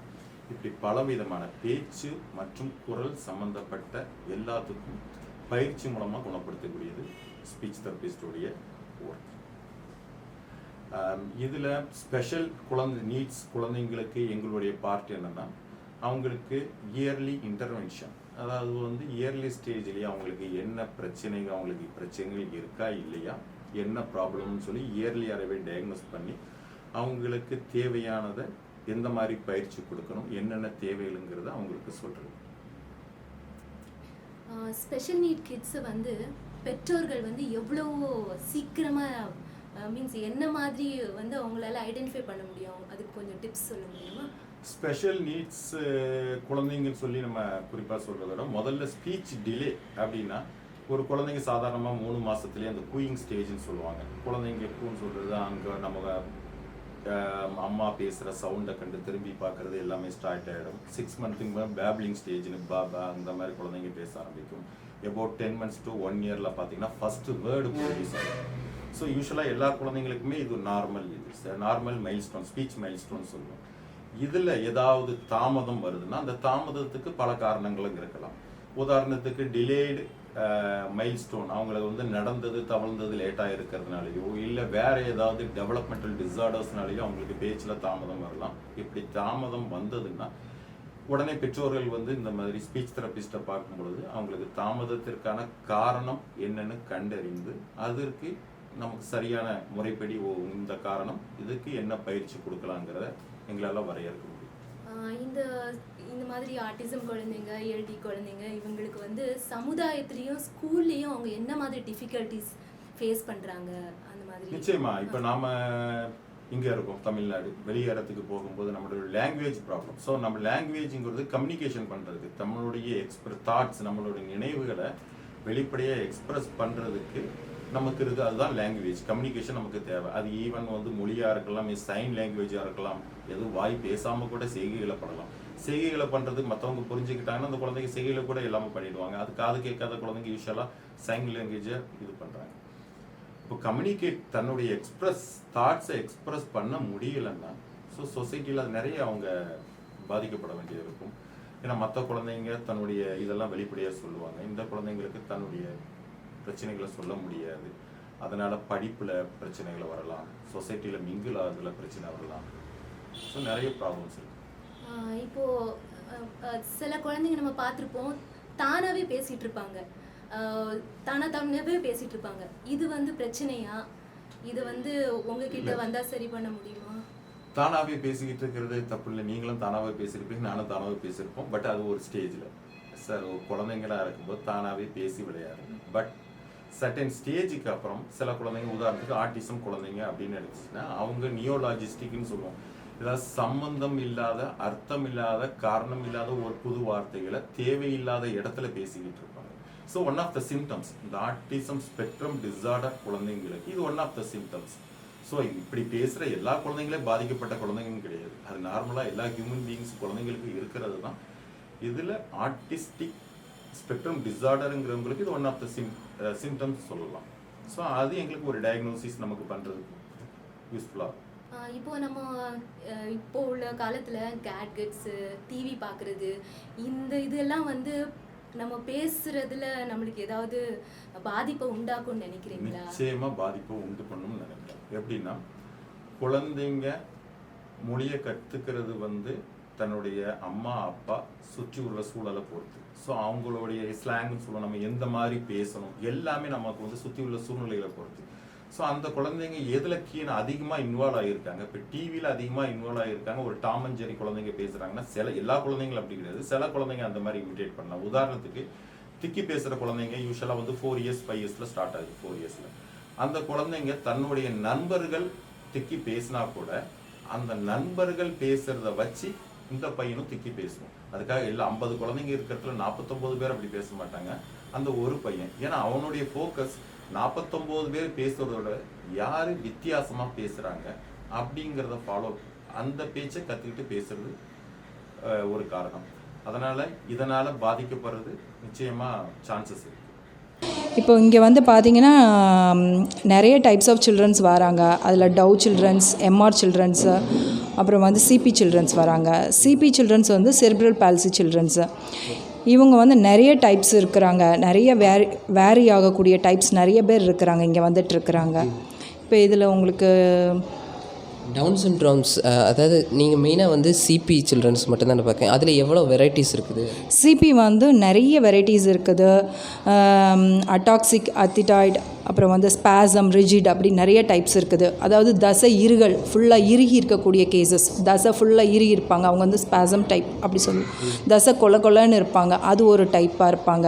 அப்புறம் வந்து அவங்களுக்கு ஐக்யூ லெவல் நல்லாயிருக்கும், பட் வந்து பாடி லெவலில் ஃபிசிக்கல் மட்டும் அஃபெக்ட் ஆகிருக்கும். அந்த மாதிரி சிபி சில்ட்ரன்ஸ் இருக்காங்க. நிறைய வெரைட்டிஸ் ஆஃப் சில்ட்ரன்ஸ் இருக்காங்க. இது எதனால் வருது அப்படின்னு பார்த்திங்கன்னா, during birth, before birth, during birth, after birth, அந்த மாதிரி 3 பீரியட்ஸில் வருது. பேஷண்ட்ஸ் வந்து வைரல் இன்ஃபெக்ஷன் ஆகியிருந்தா, வயிற்றில் பேபி இருக்கும்போது இன்ஃபெக்ஷன்ஸ் ஆகியிருந்தால் அதனால் வரக்கூடியது ஒரு டைப் இருக்காங்க. அதுக்கப்புறம் பார்த்திங்கன்னா டெலிவரி அப்போ வந்து ஃபோர்ஸஸ் டெலிவரி, அதாவது டெலிவரி ஆகக்கூடிய நேரத்தில் ஏதாவது டிஃபிகல்ட்டிஸ் இருந்ததுன்னா அதனால் வரக்கூடிய சில்ட்ரன்ஸும் சிபி சில்ட்ரன்ஸ் ஆகுறாங்க. ஆஃப்டர் டெலிவரிக்கு அப்புறம் ஏதாவது அந்த குழந்தைங்களுக்கு வைரல் இன்ஃபெக்ஷன்ஸ், ஏதாவது ஃபீவர் எதுவும் வந்து கூட அவங்க சிபி சில்ட்ரன்ஸாக ஆக சான்ஸ் இருக்குது. இந்த மாதிரி 3 டைப்ஸ் ஆஃப் அவங்க வந்து காசஸ்க்கு வந்து இந்த மாதிரி வர்றதுக்கு 3 விதமான காரணங்கள் இருக்குது. நம்ம இதை வந்து ஸ்டார்டிங் ஸ்டேஜ்லேயே அந்த குழந்தை ஒரு 3 மந்த்ஸில் இருக்கும்போதோ 2 மந்த்ஸில் இருக்கும்போது ஐடென்டிஃபை பண்ணிட்டோம்னா அந்த குழந்தையை நம்ம சேவ் பண்ணுறது ரொம்ப நல்லது. ஃபிசியோதெரப்பி கொடுத்து அந்த பிள்ளைங்களை நடக்க வைக்கிறது எல்லாமே அவங்க மைல்ஸ்டோன்ஸ் அப்படிங்கிறது வந்து குழந்தை பிறந்ததுலேருந்து டில் அது நடக்கிற வரைக்கும் உள்ள பீரியட்ஸை வந்து மைல்ஸ்டோன்ஸ்னு நம்ம சொல்லுவோம். மைல்ஸ்டோன்ஸ் சொல்லுவோம். ஆமாம், இல்லை, எல்லா பேபிக்குள்ள மைல்ஸ்டோன்ஸுங்கிறது என்னென்னா, நம்ம பேபி பிறந்ததுலேருந்து அது நடக்கிற வரைக்கும் என்னென்ன செய்யுமோ அதை வந்து இந்த குழந்தைங்களையும் செய்ய வைக்கிறதுக்கு நம்ம முயற்சி பண்ணுறோம். அதை வந்து நம்ம கரெக்டாக ஃபாலோ பண்ணிட்டோம் அப்படின்னா அந்த குழந்தைய வந்து அழகாக ரீச் பண்ணி நடக்க வைக்கிறதுக்கு, சாப்பிட வைக்கிறது, அதை டே டு டே லைஃப்பை நம்ம அழகாக ரீச் பண்ணலாம். இதை பண்ணுறது தான் நாங்கள் இந்த ஸ்கூலில் பண்ணிகிட்ருக்குறோம். இதே போல் டவ் சில்ட்ரன்ஸ் இருக்காங்க, எம்ஆர் சில்ட்ரன்ஸ் இருக்காங்க. இவங்கெல்லாம் வந்து பை ஜெனட்டிக் ரீசன்ஸ்னால பேரண்ட்ஸுக்கு இருந்தால், அப்படி இருந்தால் கிராண்ட் பேரண்ட்ஸ்க்கு இருந்தால், டவுன் சிண்ட்ரோமும் மென்டலி ரிட்டார்டு, எம்ஆர் சில்ட்ரன்ஸ், டவ் எல்லாமே அவங்களுமே வந்து ஜெனட்டிக் அஃபெக்டட். தாத்தாக்கு, அப்பாவுக்கு அப்படி ஜெனட்டிக்கில் யாராவது ஃபேமிலியில் யாருக்காவது இருந்ததுன்னா அவங்க அது மாதிரி வர ரீசன் இருக்குது. வேறு இது போக வந்து நாங்கள் இந்த குழந்தைங்களை பொறுத்த வரைக்கும் நாங்கள் இங்கே ட்ரீட் பண்ணுறது ப்ளஸ் வந்து ஸ்பெஷல் டீச்சர்ஸ் இருக்காங்க. நான் ஃபிசிக்கல் ஆக்டிவிட்டீஸை ட்ரெயின் பண்ணி அந்த பிள்ளைங்களை நடக்க வைக்க, நிற்க வைக்க, சாப்பிட வைக்க எல்லாமே நாங்கள் பண்ணுறோம். இது போக அவங்க வந்து என்ன பண்ணுறாங்கன்னா வந்து அந்த பிள்ளைங்களுக்கு ஐக்யூ லெவல், பின்ன அந்த அவங்களும் பாதி டேக் கேர் பண்ணி விஷுவல் எல்லாமே, ஸ்பீச்சு இதெல்லாமே கொடுக்குறாங்க. இப்போ சிபி சில்ட்ரனுக்கு வந்து நீங்கள் வந்து டிஃப்ரெண்ட் டைப் ஆஃப் ட்ரைனிங்கும் கொடுக்குறீங்க இல்லையா? அதில் வந்து வெரைட்டிஸ் சொன்னீங்களே, அந்த வெரைட்டிஸ் உள்ள சில்ட்ரனுக்கு வந்து ஐக்யூ வந்து வேரி ஆகும்ப்பா. ஐக்யூஸ் வந்து இப்போ சிபி சில்ட்ரன்ஸ் பொறுத்த வரைக்கும் பார்த்திங்கன்னா ஐக்யூ வந்து சில பிள்ளைக்கு மைல்டாக இருக்கும், சில பிள்ளைங்க மாடரேட், நல்லா சிவியர் அந்த மாதிரி இருப்பாங்க. ஐக்யூ வந்து மைல்டு உள்ள பிள்ளைங்க இருப்பாங்க. ஒவ்வொரு பிள்ளைங்களும் நம்ம ரீகெயின் பண்ணி கொண்டு வரலாம். சில பிள்ளைங்களை ரீகெயின் பண்ண முடியாத குழந்தைங்களும் இருக்கிறாங்க. ஆமாம், வந்து கண்டிப்பாக திரும்பி நார்மல் கொண்டு வர முடியாத குழந்தைங்களும் இருக்கிறாங்க, முடிகிற குழந்தைங்களும் இருக்காங்க. அப்படி எல்லா குழந்தைங்களையுமே நாங்கள் முழுக்க அவங்களோட லெவலுக்கு ஏற்றாப்புல அவங்கள எப்படி ரீகெயின் பண்ணி கொண்டு வர்றதுங்கிறது தான் நாங்கள் பண்ணுற முயற்சி. பொதுவாக இந்த சிபி சில்ட்ரன்ஸை வந்து நம்ம க்யூர் பண்ணிட முடியுங்களா? அதாவது சில கேசஸ் கம்ப்ளீட்டாக க்யூர் பண்ண முடியாது, சிலதை நல்லா கம்ப்ளீட்டாக க்யூர் பண்ணி கொண்டு வரலாம். கொண்டு வந்து அவங்க ஸ்கூலுக்கே அனுப்பிடலாம். நம்ம மற்ற நார்மல் ஸ்கூலுக்கே அந்த குழந்தைங்கள நம்ம அனுப்பலாம், கொண்டு வரலாம். ஓகே, இப்போ வந்து நிறைய பேர் வந்து குழந்தைங்கள வந்து புறக்கணிச்சிட்டு போகிறாங்க. ஆமாம், இப்படிப்பட்ட குழந்தைங்கள தயவுசெய்து இப்படி புறக்கணிக்காதீங்க. அவங்கள இந்த மாதிரி ஸ்கூல்ஸில் விடும்போது அவங்கள நம்ம ரீகெயின் பண்ணி கொண்டு வந்து பழைய நிலைமைக்கு அந்த பிள்ளைங்க நமக்கு உதவியாக இருக்கிற அளவுக்கு அந்த பிள்ளைங்களை கொண்டு வரலாம் முயற்சி பண்ணி கொண்டு வரலாம். அதனால் அந்த மாதிரி பிள்ளைங்களை நம்ம வம்பாக்காமல் இருக்கிறது நல்லது. அந்த பிள்ளைங்களை வந்து இந்த மாதிரி ஸ்கூல்ஸ் இருக்குது, ஸ்பெஷல் ஸ்கூல்ஸ் நிறைய இருக்குது. இங்கே நாங்கள் ஃபிசியோ கொடுக்குறோம், ஸ்பீச் கொடுக்குறோம், ப்ளஸ் வந்து ஸ்பெஷல் டீச்சர்ஸ் மூலம் ட்ரைனிங் கொடுக்குறோம். இவ்வளவும் கொடுத்து அந்த பிள்ளைங்களை வந்து நார்மல் லைஃப்க்கு கொண்டு வர்றதுக்கு முயற்சி பண்ணுறோம். அந்த பிள்ளைங்க நமக்கு நாளைக்கு சப்போர்ட்டிவாக இருப்பாங்க. அதனால அவங்கள வந்து அப்படியே நெக்லெக்ட் பண்ணாமல் நல்லா மோட்டிவேட் பண்ணி கொண்டு வர்றது நம்ம சொசைட்டியோட ஒரு கடமை. நான் வந்து மென்டல் ரிட்டார்ட், அதாவது என்னன்னா இன்டெலெக்சுவல் டிசபிலிட்டி அப்படிங்கிற ஒரு ஸ்டூடெண்ட்டுக்கு நான் வந்து பயிற்சி கொடுத்துருக்கேன். இங்கே வந்து அந்த கேட்டகரி அப்படின்னு பார்த்தீங்கன்னாக்கா 4 கேட்டகரி வந்து மைல்டு, மாடரேட், சிவியர், ப்ரொஃபவுண்ட் அப்படின்னு சொல்லிட்டு 4 கேட்டகரி வந்து. அந்த மைல்டு ஸ்டூடெண்ட் அப்படின்னு சொன்னீங்கன்னாக்கா ட்ரெயினப் பண்ணுறது வந்து நாங்கள் வந்து அகாடமிக் ஸ்கில் வந்து அவங்களுக்கு கொடுப்போம். ரெண்டாவது வந்து மாடரேட் லெவல் அப்படின்னு சொன்னால் அவங்கள வந்து நம்மளுடைய அதாவது இண்டிபெண்ட்டாக அவங்களால பண்ண முடியாது, எதையுமே வந்து கைட் பண்ணிகிட்டே இருக்கணும். அந்த மாதிரி பண்ணால் தான் அவங்களால வந்து எந்த ஒரு பயிற்சியுமே செய்ய முடியும், வேலைகளை செய்ய முடியும். இதே இது மாடரேட், இது சிவியர் அப்படின்னு வச்சுக்கோங்களேன், அவங்க வந்து என்ன பண்ணுவாங்க அப்படின்னு சொன்னால் அவங்களால எந்த வேலையும் பண்ண முடியாது. ஃபுல்லாகவே வந்து அதாவது டிபெண்டாகவே இருப்பாங்க, இண்டிபெண்ட்டாக அவங்களால எந்த வேலையும் செய்ய முடியாது. இது ப்ரொஃபவுண்ட் அப்படிங்கிறது வந்து பெட் ரெஸ்ட்லேயே தான் இருப்பாங்க. அவங்களுக்கு ஃபுல்லாகவே வந்து அடுத்தவங்களுடைய ஹெல்ப்போட தான் அவங்க எல்லா வேலையுமே செய்ய முடியும். அவங்களால வந்து எந்த வேலையும் செய்யவே முடியாது. அந்த வேலை profound, mild, moderate, severe, profound. Mild moderate வந்து நம்ம வந்து ஸ்கூல் லெவலில் வந்து ட்ரெயின் அப் பண்ணி அவங்கள ஓரளவுக்கு அவங்களுடைய வேலைகளை செஞ்சுக்கிற மாதிரி, அட்ரஸோடைய வெளியிடங்களுக்கு போகிற மாதிரி, கடைகளுக்கு போகிற மாதிரி அந்த மாதிரி ட்ரெயின் அப் பண்ணலாம். அவங்களுடைய செல்ஃப் ஆக்டிவிட்டி பண்ணிக்கலாம். அது போல் மற்ற இடங்களுக்கு போய் ஒரு ஹெல்ப் பண்ணுறது, சின்ன சின்ன வேலைகள் அவங்களால செய்ய முடிகிற அளவுக்கு அவங்களை வந்து என்ன செய்யலாம், இந்த ஸ்கூல் வழியாக நம்ம வந்து ட்ரெயின் அப் பண்ணி அவங்கள பயிற்சி கொடுத்து ஒரு வேலைக்கு ஏற்படுத்த முடியும். ஆனால் இது சிவியரையும் ப்ரொஃபவுண்டையும் என்ன பண்ண முடியாது, அந்த அளவுக்கு கொண்டு போக முடியாது. அவங்க வந்து யாராவது டிபெண்ட் பண்ணி தான் ஆமாம், இண்டிபெண்டாக இருக்கவே முடியாது. யாரோட உதவி அவங்களுக்கு தேவை இருந்துகிட்டே இருக்கும். அந்த மாதிரி இப்போ ஆர்டிசத்தை பற்றி நான் சொல்கிறேன். ஆர்டிசம்னா அவங்க வந்து தனக்குள்ளே ஒரு உலகத்தை உருவாக்கிட்டு அதிலே இருப்பாங்க. அதை வந்து தமிழில் சொல்லணும்னா புற உலக சிந்தனையாக இருப்பாங்க. அவங்க என்ன செய்ய 2 வயசு வரை அவங்கள வந்து என்ன செய்ய நார்மல் பிள்ளைங்க மாதிரியே இருப்பாங்க. அதுக்கு பிறகு தான் அவங்களுடைய இதில் வந்து எல்லாத்தையும் மாற்றும் பேரண்ட்ஸ் வந்து கண்டுபிடிப்பாங்க. அதுக்கு முன்னாடி வர பேரண்ட்ஸ் வந்து கண்டுபிடிக்கணும், பிடிச்சிடலாம், ஆனால் அவங்களால இது பண்ண மாட்டாங்க. ஏன்னா நார்மலாக சாப்பிடுவோம் இருப்பாங்க, எல்லாமே இது பண்ணுறதுனால அவங்களுக்கு இதாக இருக்கும். 2 வயசு வரை பார்த்தீங்கன்னா அவங்க என்ன செய்வாங்க, அதில் தான் ப்ராப்ளம். யாரு கூடயும் சேர மாட்டாங்க, தனிமையாகிட்டே இருப்பாங்க. எப்பவும் தனக்குள்ள ஒரு உலகத்தில் வந்து அந்த உலகத்துலேயே இருப்பாங்க பார்த்தீங்கன்னா. அப்போ அவங்களுக்கு நம்ம இதை பண்ணோம்னா கொஞ்சம் பயிற்சி பண்ணலாம். பயிற்சி வந்து கரெக்டாக நம்ம சப்போர்ட் வந்து கரெக்டாக கொடுத்தோம்னு வைங்களேன், அந்த பொருளாதாரம் நல்லா கொண்டு போகலாம். அவங்கள பார்த்தீங்கன்னா அறிவு வளர்ச்சி பார்த்தீங்கன்னா சொல்ல முடியும், அதில் எந்த ப்ராப்ளமும் இருக்காது, நார்மலாக தான் இருக்கும். இருக்கும் அறிவுத்திறன் வந்து அதிகமாகவும் இருக்கும், லைட்டாக குறைக்காமல் இருந்துச்சுன்னா அப்படி கண்டுபிடிச்சிருக்காங்க. ஆனால் அறிவுத்திறன் செம்மையாக இருக்கும். அந்த பிள்ளைகளோட இதை பார்த்தீங்கன்னா, ஏன்னா இந்த பிள்ளைகிட்ட நான் ரொம்ப நாள் வருஷமாக வேலை பார்த்ததுனால நிறைய விஷயங்கள் அவங்களுக்கு வந்து திறமைகள் நிறைய இருக்கும் சார். அவங்க என்ன பண்ணாங்கன்னா நம்ம ட்ரைனிங் கொடுக்கல தான் இருக்குது எல்லாமே. சரி, சப்போர்ட் கரெக்டாக கொடுத்தோன்னு வைங்களேன். இப்போ உதாரணத்துக்கு பண்ணிக்கலாம் பார்த்தீங்கன்னா, இப்போ ஒரு விலங்கை பற்றி நம்ம பாடம் சொல்லி கொடுத்தோம்னா அந்த விலங்குக்கு 4 கால் இருக்கும், வால் இருக்கும், அப்படி எல்லாம் சொல்லி கொடுத்துட்டு அந்த நாய் என்ன செய்யணும், ஓடும், நடக்கும், அப்படி எல்லாமே சொல்லி கொடுக்கணும். அதான் சொல்கிறோம், எல்லாமே நம்ம சொல்லி கொடுக்கணும். கொடுத்தோம்னா அது கரெக்டாக நம்ம ட்ரெயின் பண்ணி கொண்டு போகணும். அவங்க நல்லா கொண்டு வரணும். அவங்க கையெல்லாம் பார்த்தீங்கன்னா ஒரு உணர்வே இல்லாத மாதிரி இருக்கும், உயிரே இல்லை. அவங்க என்ன நினைப்பாங்க, உயிரே இல்லை, நெக்ஸ்ட் அவங்க அப்படி இருப்பாங்க. பார்த்தீங்கன்னா எப்பவும் ஒரு துணையோட உட்கார்னா கூட ஒரு மூலையில் ஒரு சந்தில் போய் என்ன செய்வாங்க, அப்படியே ஒரு அரவணைப்பு மாதிரி இருப்பாங்க. அவங்கள பெரிய திறமை பொக்கிஷமாக இருக்கும் சார். ஒவ்வொருத்தவங்களும் ஒவ்வொரு திறமையாக இருப்பாங்க. அதான் சொல்லணும்னா நம்ம கொடுக்கக்கூடிய சப்போர்ட் கரெக்டாக இருந்துச்சுன்னா அந்த பிள்ளைங்க நல்லா கொண்டு போகலாம். குறிப்பாக சொல்லணும்னா ரைட்டிங்கில் நம்ம ஒரு தடவை எழுதி கொடுத்தாலும் அவங்க என்ன செய்வாங்க, எழுதுவாங்க. எல்லாமே தெரியும். மரம்னா படம் வரைஞ்சா போதும், ஒரு தடவை சொல்லி கொடுத்தா அதை ஆயிடுச்சுக்கும் அவங்க என்ன செய்ய மாட்டாங்க, மறக்க மாட்டாங்க. கற்றுதை அவங்க மறக்க மாட்டாங்க. அதே மாதிரி ஒரு தீய பழக்கத்தையும் அவங்க கற்றுக்கிட்டான்னு வைங்களேன், அதையும் ஆயுசு மட்டும் அவங்க செய்ய மாட்டாங்க, விட மாட்டாங்க. அப்போ அதான் சொல்லணும், அடிப்படையாக நம்ம சராசரியாட்டு நல்ல சப்போர்ட் ஒழுங்காக கொடுக்கணும். மாற்றி எதிர்த்து பேசணும் வச்சோம், ஒவ்வொரு மூண்டும் நம்ம கையில் தான் இருக்குது. நம்ம ஏதாவது தப்பாக ஏதாவது ஒரு இது பண்ணிட்டோம்னு வைங்களேன், அவன் அதான் பிடிச்சிக்கோ கிளாஸ் எடுக்கணும், அப்புறமா நம்ம எடுக்கணும். சரிங்களா? எதனால் அவனுக்கு எதனால் வாழ்லாம், இப்போ எதனால் என்ன தேவை, அந்த பிள்ளைகளை பார்த்தீங்கன்னா கையெல்லாம் சென்சரி வந்து இதாக இருக்கும். கற்றல் வந்து 5 வழியாக நடக்கும்.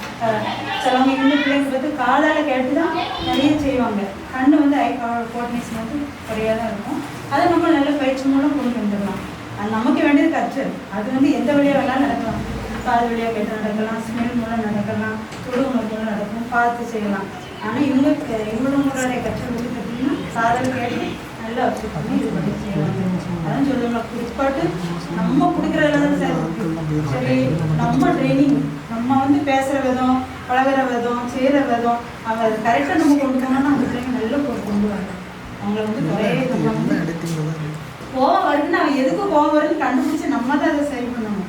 சரி, அவனால் முடியாததும் கிடையாது, செய்வோம், எல்லாமே வந்து செய்ய தெரியும். அதை சொல்லணும்னா ஒரு தடவை கற்றதை அவன் ஆயுசுக்கு மறக்க மாட்டான். டாக்டர் ராஜா எஸ் விக்னேஷ், நியூரோ சர்ஜன், திருநெல்வேலியில் இருக்கிறேன்.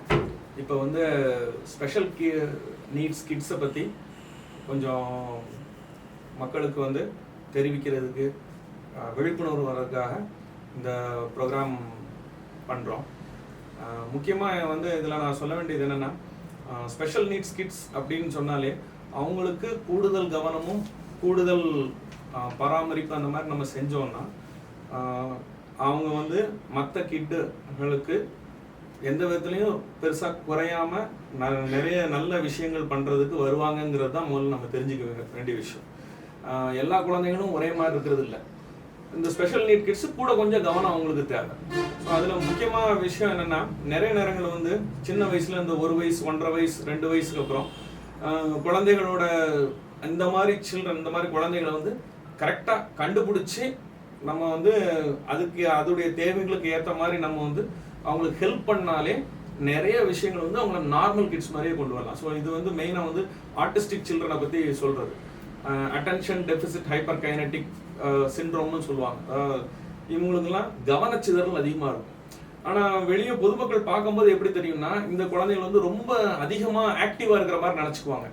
அதாவது உதாரணத்துக்கு நீங்கள் பார்த்தீங்கன்னா தெரியும், சில குழந்தைகள் வந்து ஒரு 2 வயசு வரைக்கும் அப்பா அம்மா சொல்கிறத கரெக்டாக கேட்டுட்டு இருந்துட்டு இருப்பாங்க. ஒரு 2-2.5 வயசுக்கு அப்புறம் நம்ம சொன்னாலும் நம்ம சொல்கிறத கேட்காம அவங்களே சில காரியங்கள் பண்ணிகிட்டு இருப்பாங்க. ஒரு பப்ளிக்காக ஒரு இடத்துல வந்து உட்காந்துருக்க வேண்டிய இடத்துல இவங்க மட்டும் அப்படியே சுற்றிட்டு இருப்பாங்க. ஒரு பொருளை ஆராய்ஞ்சிக்கிட்டு இருக்கிறது, பக்கத்தில் ஏதாவது ஒரு ஜாமானை வச்சு திறந்து பார்த்து அது என்ன இருக்குது அப்படிங்கிறது பார்க்குறது. இது வெளியே இருந்து பார்க்கும்போது நமக்கு எப்படி தெரியும்னா, ஓ குழந்தை வந்து நல்லா எல்லாத்தையும் ஆராயிறான் அப்படிங்கிற மாதிரி நம்ம நினச்சிட்டு இருப்போம். பட் ஆனால் அது வந்து ஸ்பெஷல் நீட் கிட்டாக இருக்கிறதுக்கு வாய்ப்பு அதிகம். ஏன்னா 2 வயசுக்கு அப்புறம் வந்து நம்ம சொன்னால் அந்த குழந்தை வந்து கேட்கணும். அப்ராப்ரியேட் டு தட் சரௌண்டிங், அந்த இடத்துக்கு தேவையான வகையில் சொல்கிறத கேட்குற மாதிரி இருக்கணும். ஸோ இந்த மாதிரி குழந்தைகளை வந்து நம்ம ஸ்பெஷல் தெரப்பிக்கு கொண்டு போனோம்னா இவங்க நார்மல் கிட்ஸ் மாதிரியே பிஹேவ் பண்ணுவாங்க. என்னதான் வந்து ரொம்ப அதிகமாக ஆராயிற மாதிரி இருந்தாலுமே அவங்களுடைய பெர்ஃபார்மன்ஸ் லெவல்னு சொல்லுவோம். அதாவது அவங்களுடைய வேலையுடைய வெளிப்பாட்டு திறன், ஒரு வேலையை செய்கிறோம்னா இப்போ சப்போஸ் அதில் கவன சிதறல் இல்லாமல் அந்த வேலையில் கான்சன்ட்ரேட் பண்ணி அதை செஞ்சு முடிக்கக்கூடிய தன்மை வந்து மற்ற குழந்தைகளோட கம்மியாக இருக்கும். ஆனால் வெளியே இருந்து பார்க்கும்போது ரொம்ப வேகமாக செய்கிற மாதிரி தெரியும், பட் அவுட்கம் வந்து கம்மியாக இருக்கும். ஸோ இவங்களை முதலே ஐடென்டிஃபை பண்ணி அதுக்குரிய தெரப்பிஸ்ட்டை கொண்டு போய் வைத்தியம் பார்த்தோம்னு சொன்னால் இவங்களுடைய பர்ஃபார்மன்ஸ் எல்லாமே நார்மலாக இருக்கும். நிறைய நேரங்களில் இவங்களுடைய இன்டெலிஜென்ஸ் வந்து அதிகமாக இருக்கும் மற்ற குழந்தைகளோட. ஸோ நம்ம அந்த பார்ட்டாக இருக்கிற இன்டெலிஜென்ஸை வந்து இதாக நினச்சிட்டு இது நார்மல், கொஞ்சம் சூட்டிப்பாக இருக்கான் பிள்ளை அப்படின்னு நினச்சோம்னா அது பின்னால வந்து இதுவே வந்து அவனுக்கு ஒரு விஷயத்தில் கான்சன்ட்ரேட் பண்ண முடியாமல் ரொம்ப சிரமப்படுறதுக்கெல்லாம் வாய்ப்புகள் உண்டு. டாக்டர், இந்த கிட்ஸ்க்கு வந்து ஃபிட்ஸோட இம்பாக்ட் என்னன்னு சொல்லுவாங்க? இந்த மாதிரி ஸ்பெஷல் நீட் கிட்ஸுக்கு வந்து நிறைய பேருக்கு வந்து ஷீஷோஸும் அசோசியேட் ஆகும். அதாவது காக்கா வலிப்பும் கூட சேர்ந்தே இருக்கும். நிறைய நேரங்களில் வந்து நம்ம காக்கா வலிப்பை பற்றியே ஒரு விழிப்புணர்வு சரியா இல்லை, அதுவே ஒரு ஸ்டிக்மடைஸ்டாக இருக்குது. நம்ம இதில் நிறைய பேர் வந்து எனக்கு ஃபிட்ஸ் இருக்குன்னு சொல்கிறதுக்கு வெக்கப்படுவாங்க. ஃபிட்ஸுக்கு வைத்தியத்தை வந்து அவங்க பாட்டுக்கு ஒரு 6 மாதம் சாப்பிடுவாங்க, நல்லா இருக்குது அப்படின்னு சொன்னோடனே அவங்களே நிப்பாட்டிடுவாங்க. பட் திரும்பவும் வரும்.